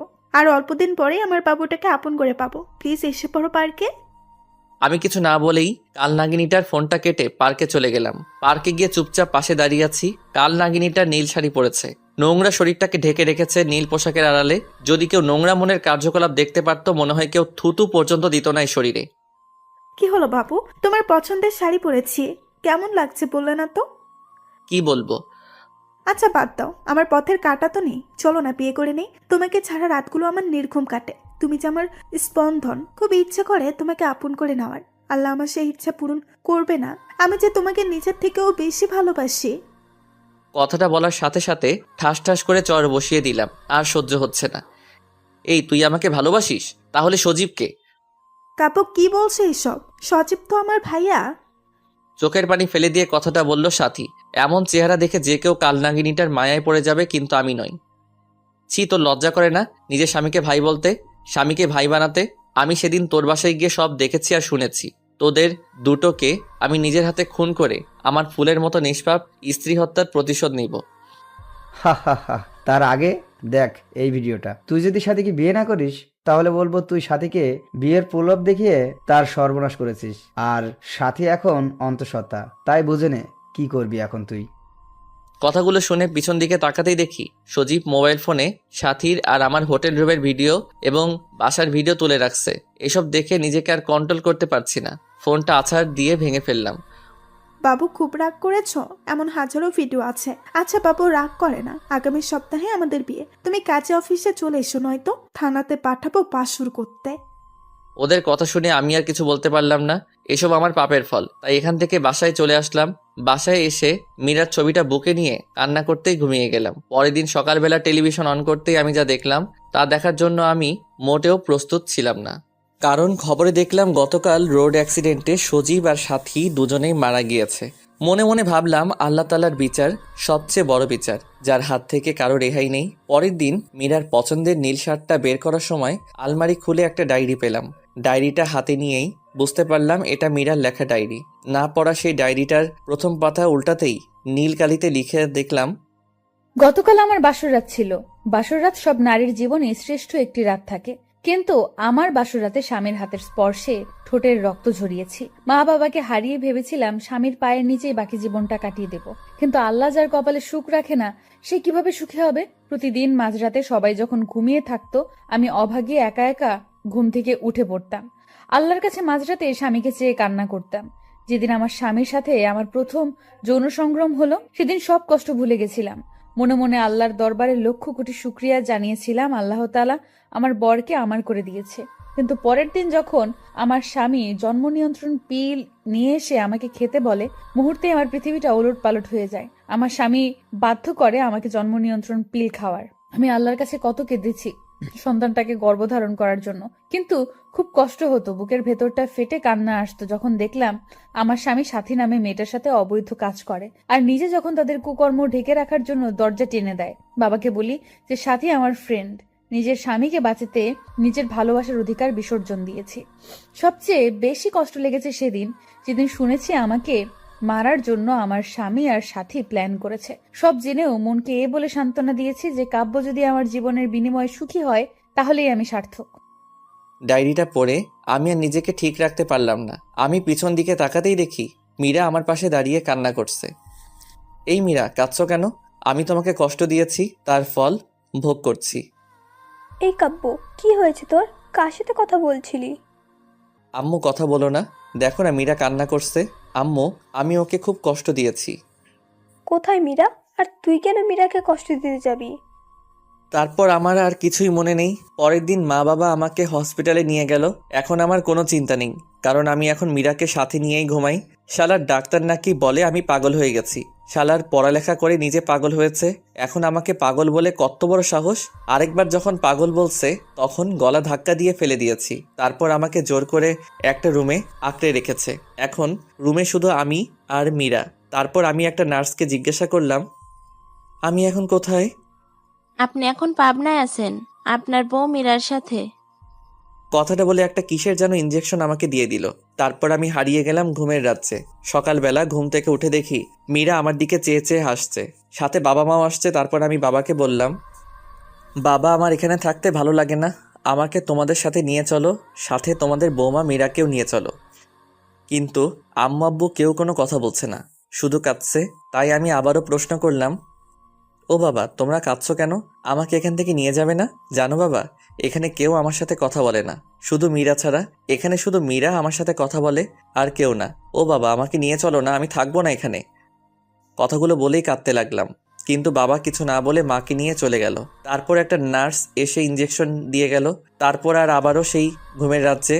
আর কিছু মনে নেই। আমি সবসময় শুধু মীরার সাথেই কথা বলতাম। 5 বছর পর আজ মা বাবা আমাকে নিতে আসছে।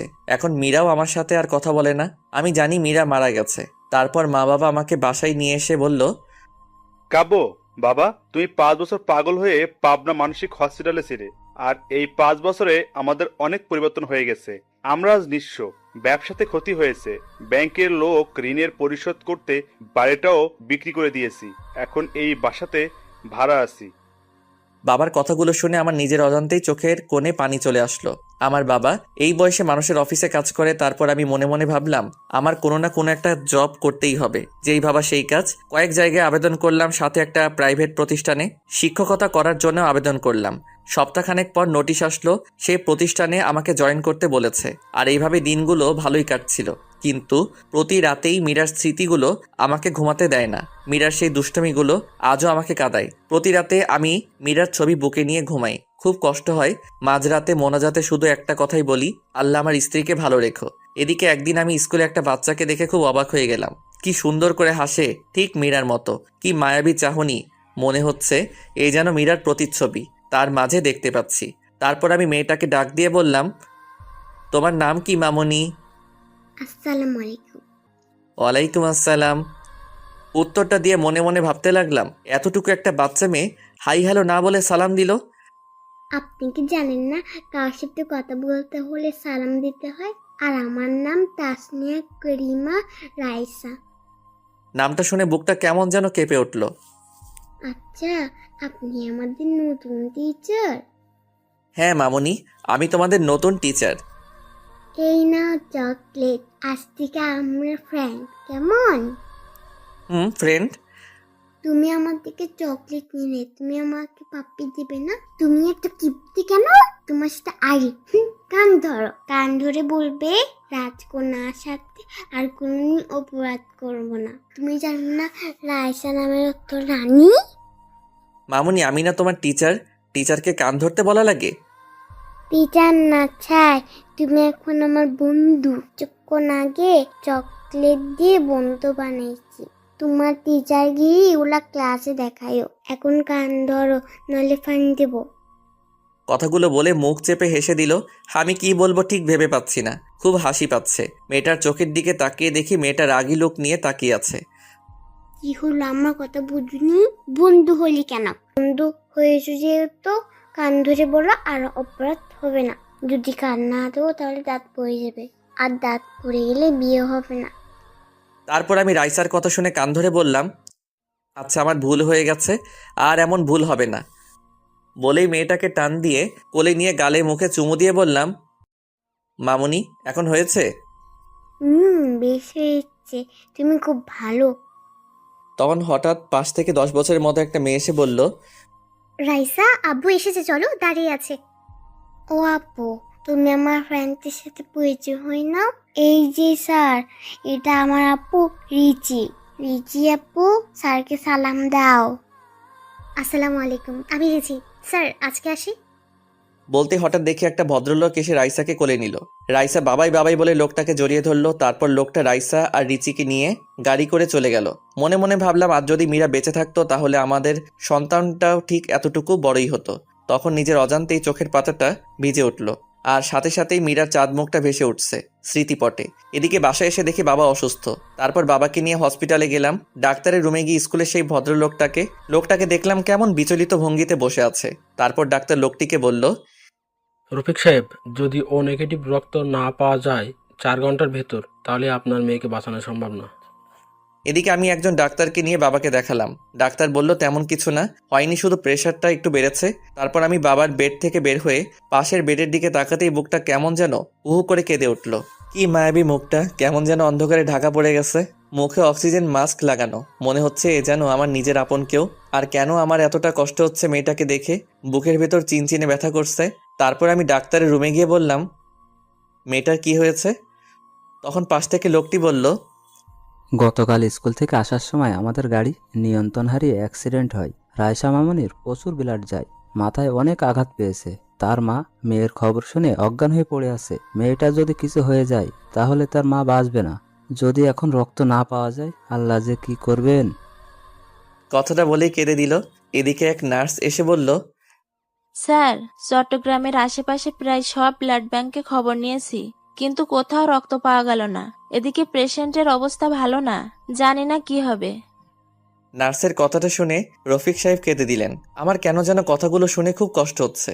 তখন আমি ডাক্তার সাহেবকে বললাম, ডাক্তার সাহেব, আমি রক্ত দিব, আমার রক্তের গ্রুপ ও নেগেটিভ। ডাক্তার তখন তাড়াহুড়া করে আমায় নিয়ে শুইয়ে দিলেন। 2 ব্যাগ রক্ত নিয়ে রাইসাকে দিল। আমি কিছুক্ষণ শুয়ে থেকে বাবার কাছে চলে আসলাম। পরের দিন বাবাকে নিয়ে বাসায় ফিরি। হসপিটাল থেকে আসার সময় রাইসার বেডের দিকে তাকিয়ে দেখি একটা মেয়ে রাইসাকে জড়িয়ে ধরে আছে। মনে হচ্ছে এটাই রাইসার মা, কিন্তু মানুষটাকে খুব পরিচিত লাগছে। একধানে তাকিয়ে আছি মেয়েটার দিকে। কি রে কাব্য, বাসায় যাবি না? এভাবে দাঁড়িয়ে পড়লি যে? বাবার কথা শুনে খানিকটা চমকে উঠে বললাম, চলো বাবা। তারপর বাবাকে নিয়ে বাসায় আসার পর বিছানায় গাটা এলিয়ে দেই। তারপর পরের দিন হঠাৎ কে যেন দরজা নক করছে। আমি দরজাটা খুলতেই আমার মাথাটা ঘুরতে লাগলো, পা দুটো কাঁপছে। এ আমি কি দেখছি? এটা স্বপ্ন না বাস্তব? মীরা, তুমি বেঁচে আছো? হ্যাঁ, বেঁচে আছি। তুমি কি ভেবেছিলে আমি মরে গেছি? যাকে আল্লাহ বাঁচায় তাকে কেউ মারতে পারে না। কিন্তু আমি যে স্পষ্ট দেখেছি সেটা তুমি রোড অ্যাক্সিডেন্টে মারা গিয়েছো। তুমি ভুল দেখেছো কাব্য। তুমি জানো না এই পৃথিবীতে একজন মানুষের ন্যায় আরো 7 জন মানুষ রয়েছে। আচ্ছা বাদ দাও, এই নাও আমার বিয়ের কার্ড। তুমি কিন্তু আসবেই, আঙ্কেল আন্টি সাথে জান্নাতকেও নিয়ে আসবে। মীরা, তোমার বিয়ে মানে? কি বলছো এসব? আর আমি তোমাকে ভালোবাসি, বড্ড বেশি ভালোবাসি। আমি আমার ভুল বুঝতে পেরেছি, প্লিজ আমাকে ক্ষমা করে দাও। তোমাকে ছাড়া সত্যি আমি বাঁচবো না, প্লিজ আমাকে ছেড়ে যেও না। বিশ্বাস করো, এখন আমার বুক থেকে তোমাকে আর কেউ কেড়ে নিতে পারবে না। কান্না করতে করতে কথাগুলো বললাম। চোখ থেকে তখন টুপটুপ করে পানি পড়ছে। নিজের অজান্তেই তখন মীরার হাতটা আমি ধরে ফেললাম, কিন্তু মীরা ঠাস ঠাস করে চর বসিয়ে দিল আমার গালে। তারপর হঠাৎ কি যেন পড়ায় শব্দে আমার ঘুমটা ভেঙে যায়। উঠে ফ্লোরের দিকে চেয়ে দেখি বুক থেকে মীরার ছবিটা পড়ে ভেঙে গিয়েছে। তার মানে এতক্ষণ যা দেখলাম সব স্বপ্ন ছিল। গলাটা শুকিয়ে গেছে। টেবিল থেকে 1 গ্লাস পানি খেয়ে এসে বিছানায় ধপ করে বসে পড়লাম। আমি বুঝতে পারলাম আমি মীরাকে নিয়ে বাজে স্বপ্ন দেখেছি। তখন মুহূর্তেই মীরার মুখটা বারবার ভেসে উঠছে। তারপর আবারও ঘুমিয়ে পড়লাম। কয়েকদিন পর স্কুলে গিয়ে দেখি রফিক সাহেব বসে আছে। আমি ওনাকে সালাম দিলাম। আসসালামু আলাইকুম। ওয়ালাইকুম আসসালাম। স্যার, আপনাকে আজ আমাদের বাড়িতে দাওয়াত। সন্ধ্যায় আসবেন কিন্তু। আজ আমাদের রাইসার 5ম জন্মবার্ষিকী। রফিক সাহেব কথাটা বলে বাড়ির ঠিকানা দিয়ে চলে গেল। এদিকে সন্ধ্যায় আমি রফিক সাহেবের ঠিকানা দেওয়া বাসায় গিয়ে নক দিলাম। নক দেওয়ার কিছুক্ষণ পর একটা কাজের মেয়ে এসে দরজাটা খুলে দিল। বাসাটা খুব সুন্দর করে সাজানো হয়েছে। আমাকে দেখে রাইসা দৌড়ে এসে আমায় জড়িয়ে ধরলো। খুব সুন্দর লাগছে আজ রাইসাকে। তারপর আমি মেয়েটাকে কোলে নিয়ে গালে মুখে চুমু দিয়ে বুকে জড়িয়ে নিলাম। অজানা এক প্রশান্তি মনে হচ্ছে ছুঁয়ে গেল আমার হৃদয়। বাড়িতে প্রায় আমাদের স্কুলের সব টিচারদের দাওয়াত করা হয়েছে। তখন হঠাৎ সিঁড়ি দিয়ে কাউকে নামতে দেখেই আমি থমকে গেলাম। নীল রঙের চশমাটা খুলে মুছে আবার চোখে পড়লাম। বুকের স্পন্দন বেড়ে যাচ্ছে, কারণ এ তো অন্য কেউ না, এটা মীরা। এটা কিভাবে সম্ভব? যাকে নিজ হাতে দাফন করেছি, যার চাঁদ মুখটা এখনো ভেসে ওঠে, কিন্তু মীরা আবার বেঁচে আছে। মীরার দিকে তাকিয়ে পলক ফেলতে পারছি না। নিজের অজান্তেই মীরা নাম ধরে ডাকতে গিয়েই গলাটা কেমন যেন ধরে এলো, তাই অন্যদিকে ঘুরে গেলাম। তখন পাশ থেকে কে যেন বলে উঠল, তানিয়া, তোমার সাজতে এত লেট হয় কেন? কখন থেকে সবাই অপেক্ষা করছি। কিন্তু আমি কিছু ভাবতে পারছি না। এদিকে রফিক সাহেব মীরার হাত ধরে মীরাকে নামাচ্ছে। মীরার সাথে কয়েকবার আমার চোখাচোখিও হয়েছে, কিন্তু কোনো কথা হয়নি। এদিকে কিছুক্ষণ পর রাইসার জন্মদিনের কেক কাটলাম। তার কিছুক্ষণ পর হঠাৎ কাঁধে কারো হাতের স্পর্শ পেলাম। আমি পিছন দিকে তাকাতেই দেখি মীরা।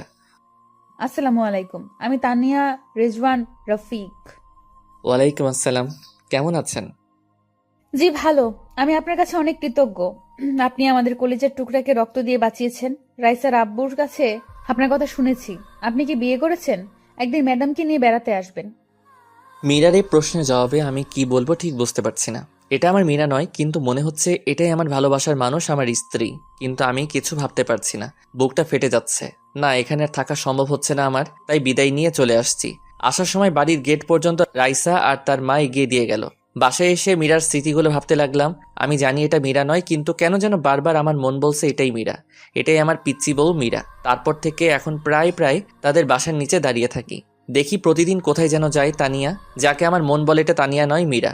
পরে খবর নিয়ে জানতে পারি মীরা অফিসে যায়, নিজের অফিস আছে। তাই একদিন অফিসে যাওয়ার পথে মীরার গাড়ি আগলে দাঁড়ালাম। গাড়ি দাঁড়া করাতে বললাম, এক্সকিউজ মি, যদি কিছু মনে না করেন পার্কে গিয়ে বসতে পারি? আপনার সাথে কিছু কথা আছে। আচ্ছা চলেন। তারপর একটা পার্কে নিয়ে গিয়ে গাড়ি দাঁড় করালো। তারপর বলল, কিছু বলবেন? আমার যেতে হবে। একটা সত্যি কথা বলবেন? বলেন, কি বলতে চান? আমার মন বলছে তুমি তানিয়া না, আমার মীরা। আমার মন বলছে, প্লিজ মিথ্যা বলো না। আপনি কি ঠিক আছেন মিস্টার কাব্য? আমি তানিয়া রেজওয়ান রফিক। আপনার মীরা কে? আর কি বলছেন এসব? আপনি এসব বলতে আমাকে এখানে এনেছেন? ছি, লজ্জা করে না আপনার? প্লিজ, আমি মিথ্যা বলছি না, বিশ্বাস করুন।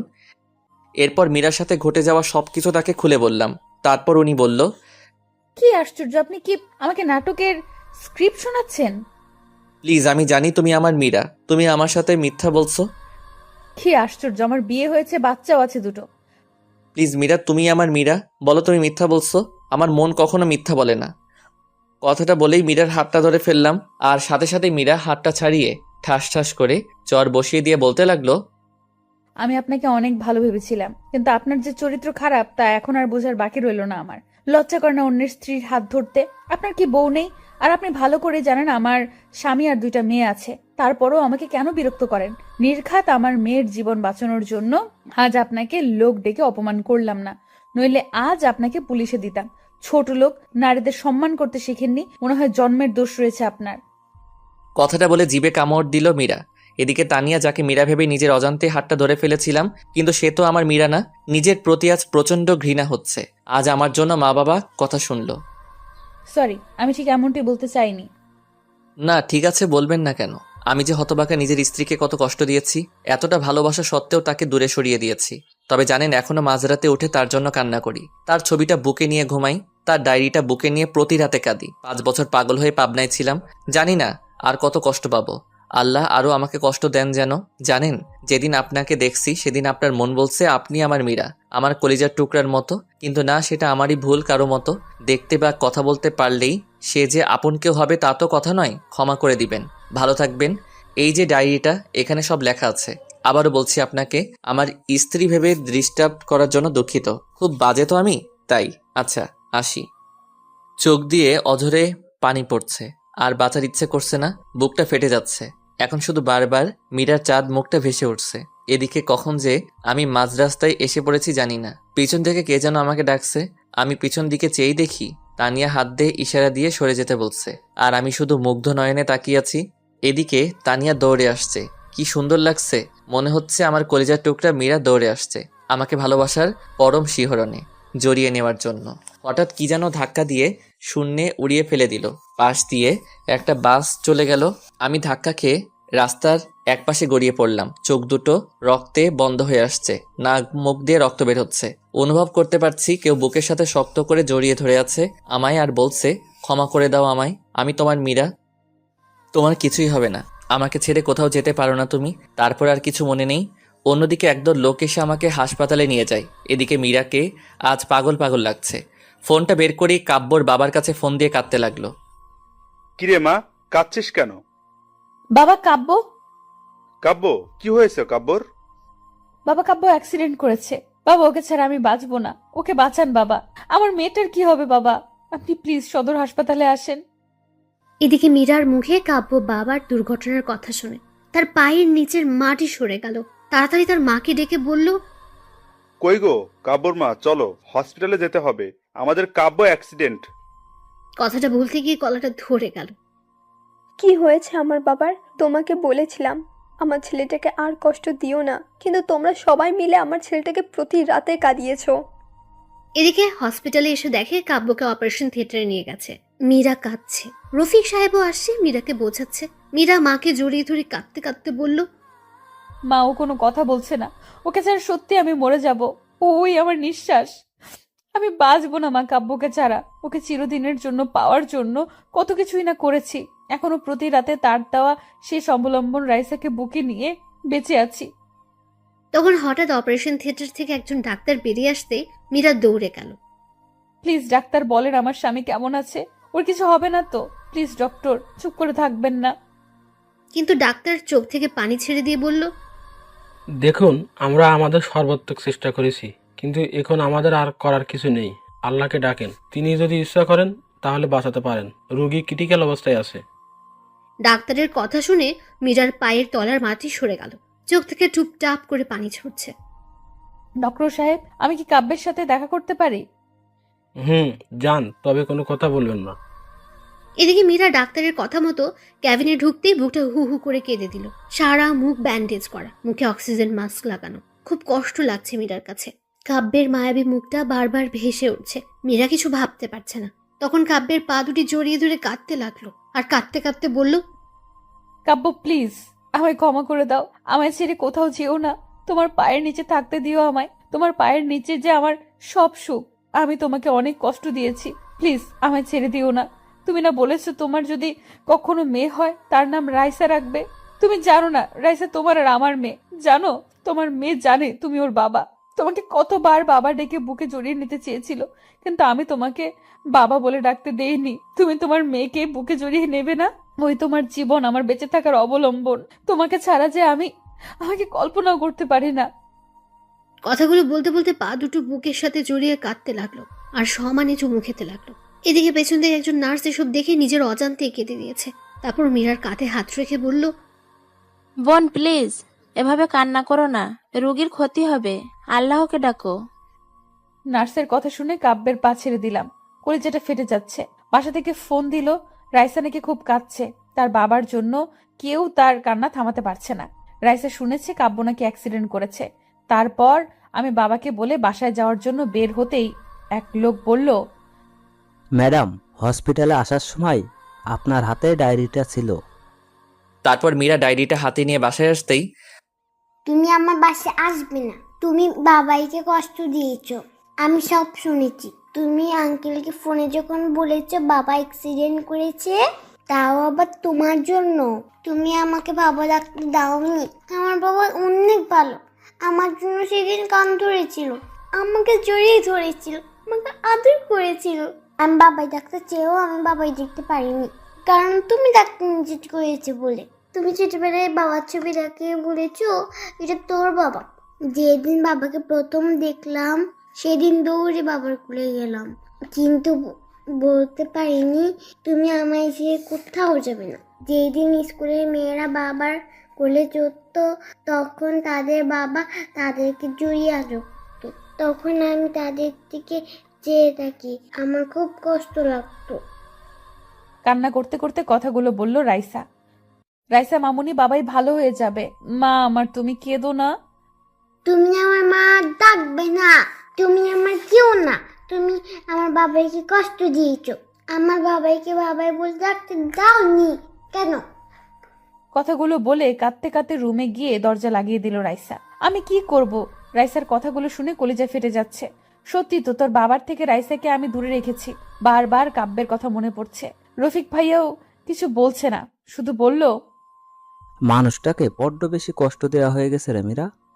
তারপর আমি দরজাটা লাগিয়ে বিছানায় শুয়ে বালিশে মুখটা লাগিয়ে কাঁদতে লাগলাম। হঠাৎ মনে পড়লো কাব্য একটা ডায়েরি লিখে গেছে। টেবিলের উপর থেকে ডায়েরিটা তুলে বুকে জড়িয়ে নিলাম। তারপর ডায়েরিটা খুলতেই আমি চমকে গেলাম। ডায়েরির প্রথম পৃষ্ঠায় লেখা, আমার এই হৃদয় লিখিলাম তোমার ইনাম। ডায়েরির পরের পাতা উল্টাতেই, ওগো হৃদয় রাঙিনী, জানি না কিভাবে শুরু করব। আমি যে অনেক বড় অপরাধী। তোমার অবুঝ ভালোবাসাকে আমি অবহেলা করেছি। জানো, যেদিন তোমাকে হারিয়ে ফেলেছি সেদিন বুঝেছি তুমি কতটা জোরে আমার জীবনে ছিলে। জানো, প্রতিদিন তোমার জন্য কেঁদেছি। মাঝরাতে উঠে আল্লাহর কাছে চাইতাম যেন আল্লাহ তাআলা তোমাকে আমার করে দেয়। প্রতি রাতে তোমার ছবিটা বুকে নিয়ে ঘুমাতাম, তোমার ছবি বুকে নিয়ে কাঁদতাম। জানো, মানুষ মারা গেলে নাকি তারা হয়ে যায়, তাই প্রতি সন্ধ্যায় আকাশের তারাদের সাথে কথা বলতাম যেন আমার হৃদয় রাঙিনীকে তারা যেন কষ্ট না দেয়। রাতের আকাশের সবচেয়ে উজ্জ্বল তারাকে তুমি মনে করে কাঁদতাম আর বলতাম, অভিমান ভেঙে এসো না, জড়িয়ে নাও তোমাতে, আমি যে আর পারছি না তোমার বিরহে, এসব বলে কাঁদতাম। কিন্তু তুমি এতটাই আমার প্রতি অভিমান করেছিলে যে যার জন্য আমার সাথে কথা বলো না, শুধু করুণ দৃষ্টিতে আমার দিকে তাকিয়ে থাকতে। সত্যি কি তুমি আমাকে ক্ষমা করবে না? জানো, খুব ইচ্ছা করে তোমাকে এই মরুর বুকে জড়িয়ে নিয়ে শান্ত করতে আমারই প্রাণ। মীরা, জানো, আজ একটা বাচ্চা মেয়েকে দেখে তোমার কথা বড্ড বেশি মনে পড়ছে। বাচ্চাটা দেখতে ঠিক তোমার মতোই। আমি এতটাও হতভাগী, নিজের বাচ্চাকে নিজের হাতে নষ্ট করেছি। জানো, এখনো সেই রাতের কথাগুলো ভুলতে পারি না। তোমাকে দেওয়া প্রতিটা চরের আঘাত আমার কলিজাতে লেগেছে। জানো, পরের দিন যখন বাচ্চাটাকে ব্লাড দিলাম সেদিন মনে হয়েছে আমার খুব কাছের কাউকে আমি রক্ত দিচ্ছি। বাচ্চাটার জন্মদিন, বাচ্চাটাকে বুকে জড়িয়ে নিতেই তোমার শরীরের গন্ধ পেলাম। কিন্তু যখনই সিঁড়িতে তোমার মতোই কাউকে দেখলাম তখন সত্যি ভেবে নিয়েছিলাম আল্লাহ আমার ডাক শুনেছে। আমি আনন্দে আত্মহারা হয়ে গিয়েছিলাম। কিন্তু যখন শুনেছিলাম ওটা তুমি মীরা নও, আমাকে চিনো না, তখন আমার কলিজাটা ফেটে যাচ্ছিল। যখন রফিক সাহেব এসে হাত ধরলো আমার কাছে, তখন মনে হয়েছিল কেউ যেন আমার কলিজাটা দুমড়ে মুচড়ে ছিঁড়ে নিয়ে যাচ্ছে। জানো, তুমি নেই জেনেও নিজের অজান্তে পাগলামি করেছি আর বাসায় এসে কেঁদে বুক ভাসিয়েছি। পরের দিন ঠিক করলাম তোমার জন্য লেখা ডায়েরিটা তানিয়া আপুকে দিয়ে তোমার কাছে চলে আসব। আমি যে আর পারছি না মীরা, মৃত্যুর পথ বেছে নেওয়া ছাড়া আমার আর কোনো উপায় নেই। তোমাকে ছাড়া যে এখন আমার নিঃশ্বাস নিতেও কষ্ট হয়। কষ্টটা আরো বেশি হয় যখন তোমারই মতো তানিয়া নামক মেয়েটা তার স্বামীর হাত ধরে আমারই সামনে দিয়ে হেঁটে যায়। জানো, তখন বড্ড বেশি তোমার কথা মনে পড়ে। কি করব, আমি তোমাকে ছাড়া আর যে বাঁচতে পারছি না। তোমাকে নিয়ে লেখা শেষ অবলম্বনটা তোমাকে মনে করে তানিয়া আপুকে দিয়ে গেলাম। জানো, খুব কষ্ট হচ্ছে লেখাগুলো লিখতে। আমি আসছি মীরা। ডায়েরিটা পড়তে চোখ দিয়ে জল গড়িয়ে পড়লো মীরার। মীরার আছে একটা মিথ্যের জন্যই কাব্য মৃত্যুর কিনারায়। খুব কষ্ট হচ্ছে মীরার। কাব্যের মুখটা বারবার মীরার সামনে ভেসে উঠছে। মীরার কানে বারবার বাজছে তার লেখার শেষ কথাগুলো। মীরা এসব ভাবছিল আর তখনই হঠাৎ বাইরে কিছু ভাঙার শব্দ পেল। মীরা তাড়াতাড়ি করে রুমের বাইরে এসে দেখে রাইসা কাঁদছে আর খাবারের প্লেট ফেলে দিয়েছে। মা রাগ করো না, খেয়ে নাও। তুমি আমাকে মা বলবে না, আমাকে বাবার কাছে নিয়ে যাও। তুমি আমার বাবাকে কষ্ট দিয়েছো, তুমি আমার সাথে আর কথা বলবে না। প্লিজ রাইসা, মা আমার, তোমার বাবার কিছুই হবে না। প্লিজ কান্না করো না, খেয়ে নাও। আমাকে বাবার কাছে নিয়ে যাও, আমি বাবাকে না ডেকে খাবো না। হঠাৎ তখনই সবুজকে ঘরে আসতে দেখেই মীরা ভাইয়া বলে কেঁদে দিয়ে বলল, ভাইয়া, কাব্য বাঁচবে না। কাব্যকে ছাড়া আমিও যে বাঁচবো না। সবুজ মীরাকে বুকে নিয়ে সান্ত্বনা দিয়ে বলল, কান্না করিস না বোন, আল্লাহ তাআলা সব ঠিক করে দিবেন। তোর কান্না যে আমি দেখতে পারি না। মা বাবাকে তো ছোটবেলায় হারিয়েছি, তানিয়াটাকেও প্রথম দেখাতেই হারিয়ে ফেলেছি। তোকে খুন করার জন্য সাথী নামের মেয়েটা কন্টাক্ট করেছিল। তোকে খুন করতে এসে তোর গলার লকেট দেখেই চিনে ফেলি তুই আমার ছোটবেলায় হারিয়ে যাওয়া বোন মীরা। কিন্তু সে সময় তানিয়াকে গাড়ির নিচে পিস্ট হতে দেখি। তোর চেহারা তানিয়ার মতোই ছিল। তাই যখন দেখলাম তানিয়া রাস্তার পাশে পড়ে আছে, দৌড়ে বুকে টেনে নেই। সন্ত্রাসী ছিলাম, মানুষের রক্ত দেখলে হাসি পাইতো, কিন্তু যখন নিজের বোনের রক্ত আমার শার্ট ভিজে যাচ্ছিল তখন বুঝেছি আপন মানুষের রক্ত শুধু তার শরীর থেকে ঝরে না, আপন মানুষটির কলিজা থেকেও ঝরে। তোকে আর তানিয়াকে পেয়ে অন্ধকার রাস্তা থেকে সরে আসি। তারপর কাব্যর বাবার প্ল্যান অনুযায়ী তানিয়াকে মীরা বানিয়ে কাব্যর বাড়িতে পাঠাই, আর রিসি পাই তার মাকে। রিসির বাবা রফিক ভাইয়ার সাথে সব প্ল্যান করি, কিন্তু এজন্য যে কাব্য আজকে মৃত্যুর মুখোমুখি হবে তা জানলে কখনো এতটা মিথ্যার আশ্রয় নিতাম না। এদিকে হঠাৎ রাইসা দৌড়ে এসে মীরাকে জড়িয়ে ধরে বলল, মম চলো না বাবার কাছে, আমার সাথে বাবার কথা বলবে। বাবা তোমাদের সবার সাথে রাগ করে থাকলেও আমার সাথে রাগ করে থাকবে না। বাবাই যেন আমার সাথে রাগ করলে কান ধরে উদ্বোস করতে হবে। তারপর মীরাকে কিছু বলতে দেওয়ার আগে রাইসা মীরাকে জোর করে গাড়িতে তুলে নিয়ে গাড়ি চালাতে বলল। মীরা রাইসাকে নিয়ে হসপিটালে আসতেই রাজের বাবার সাথে দেখা হলো। মারে, কেমন আছিস? বাবা, আমি সত্যি অনেক বড় অপরাধী হয়ে গেলাম। নিজের স্বামীকে কোনো স্ত্রী এতটা কষ্ট দিত না। বাবা, সত্যি কাব্যকে ছাড়া আমি বাঁচবো না।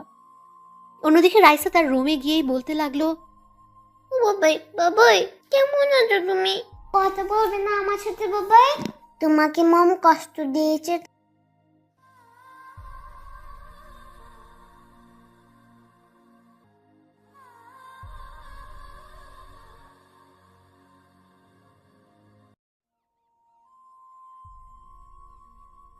আপনি চুপ করেন তো, আমি আমার বাবার সাথে কথা বলছি।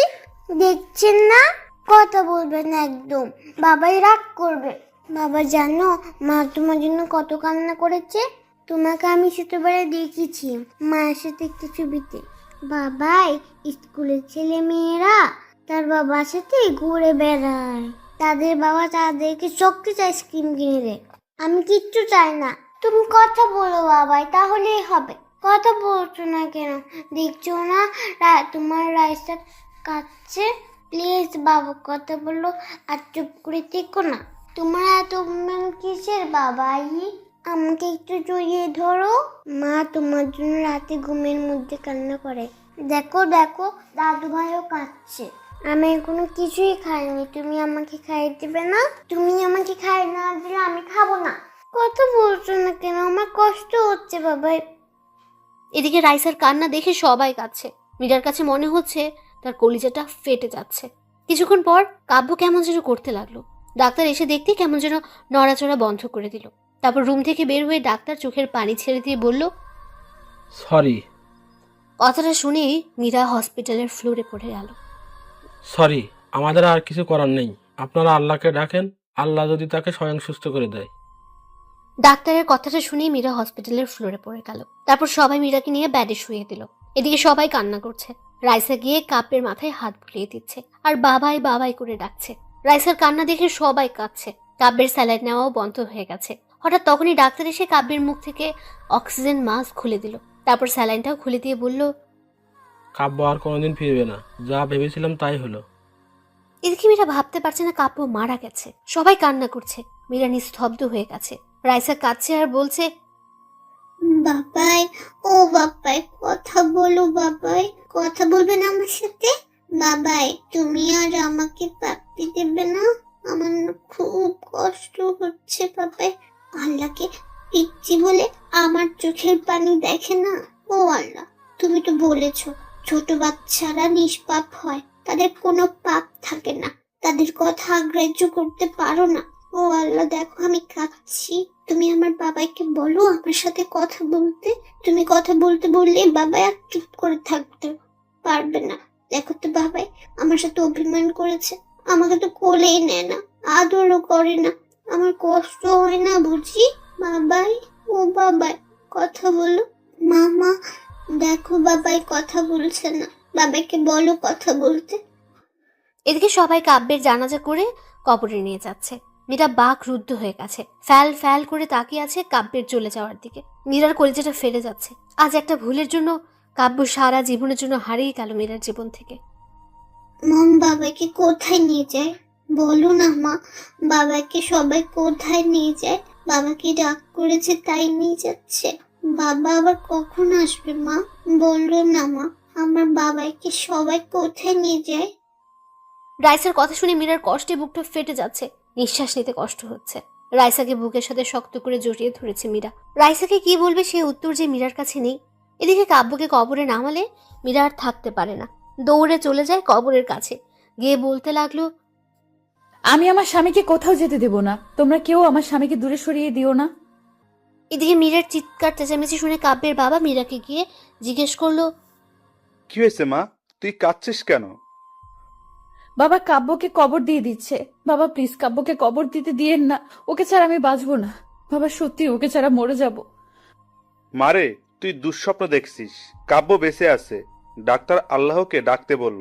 আমি জানি তুই কাব্যকে অনেক ভালোবাসিস, এত কষ্ট দেওয়ার পরেও তুই ওকেই ভালোবেসে গিয়েছিস।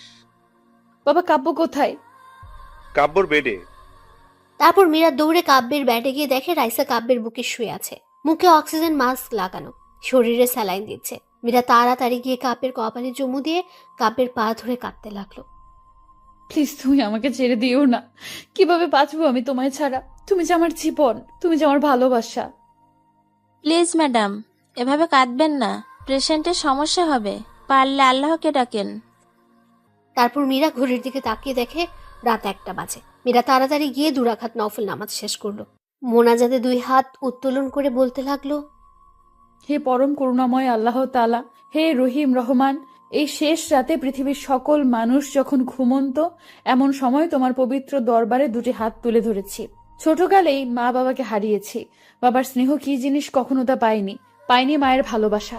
এখন আমার জীবনের একমাত্র অবলম্বন আমার স্বামী। আজ আমার স্বামীর জীবন ভিক্ষা চাই তোমার দরবারে।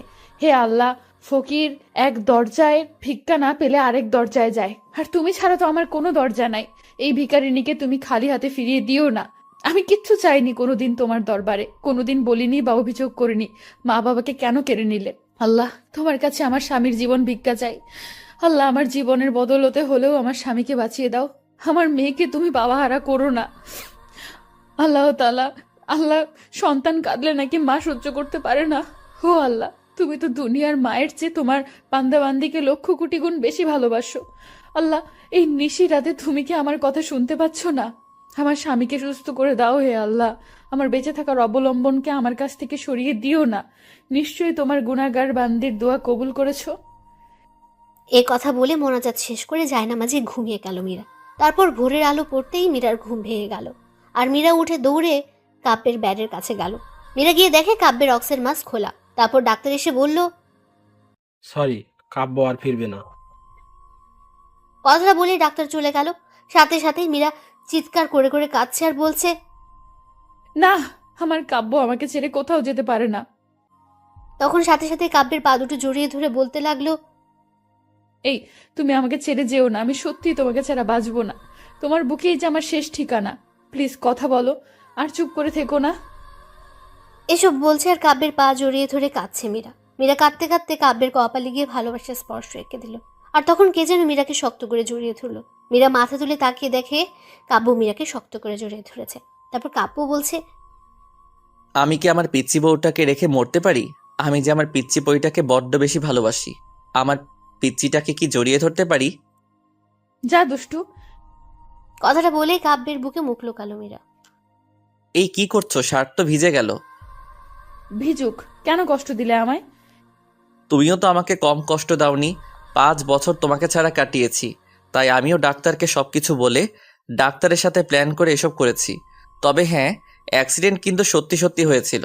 আচ্ছা মীরা, সত্যি যদি আমি হারিয়ে যেতাম? কথাটা বলার সাথে সাথেই মীরা আমার মুখে হাত দিয়ে ফেলল।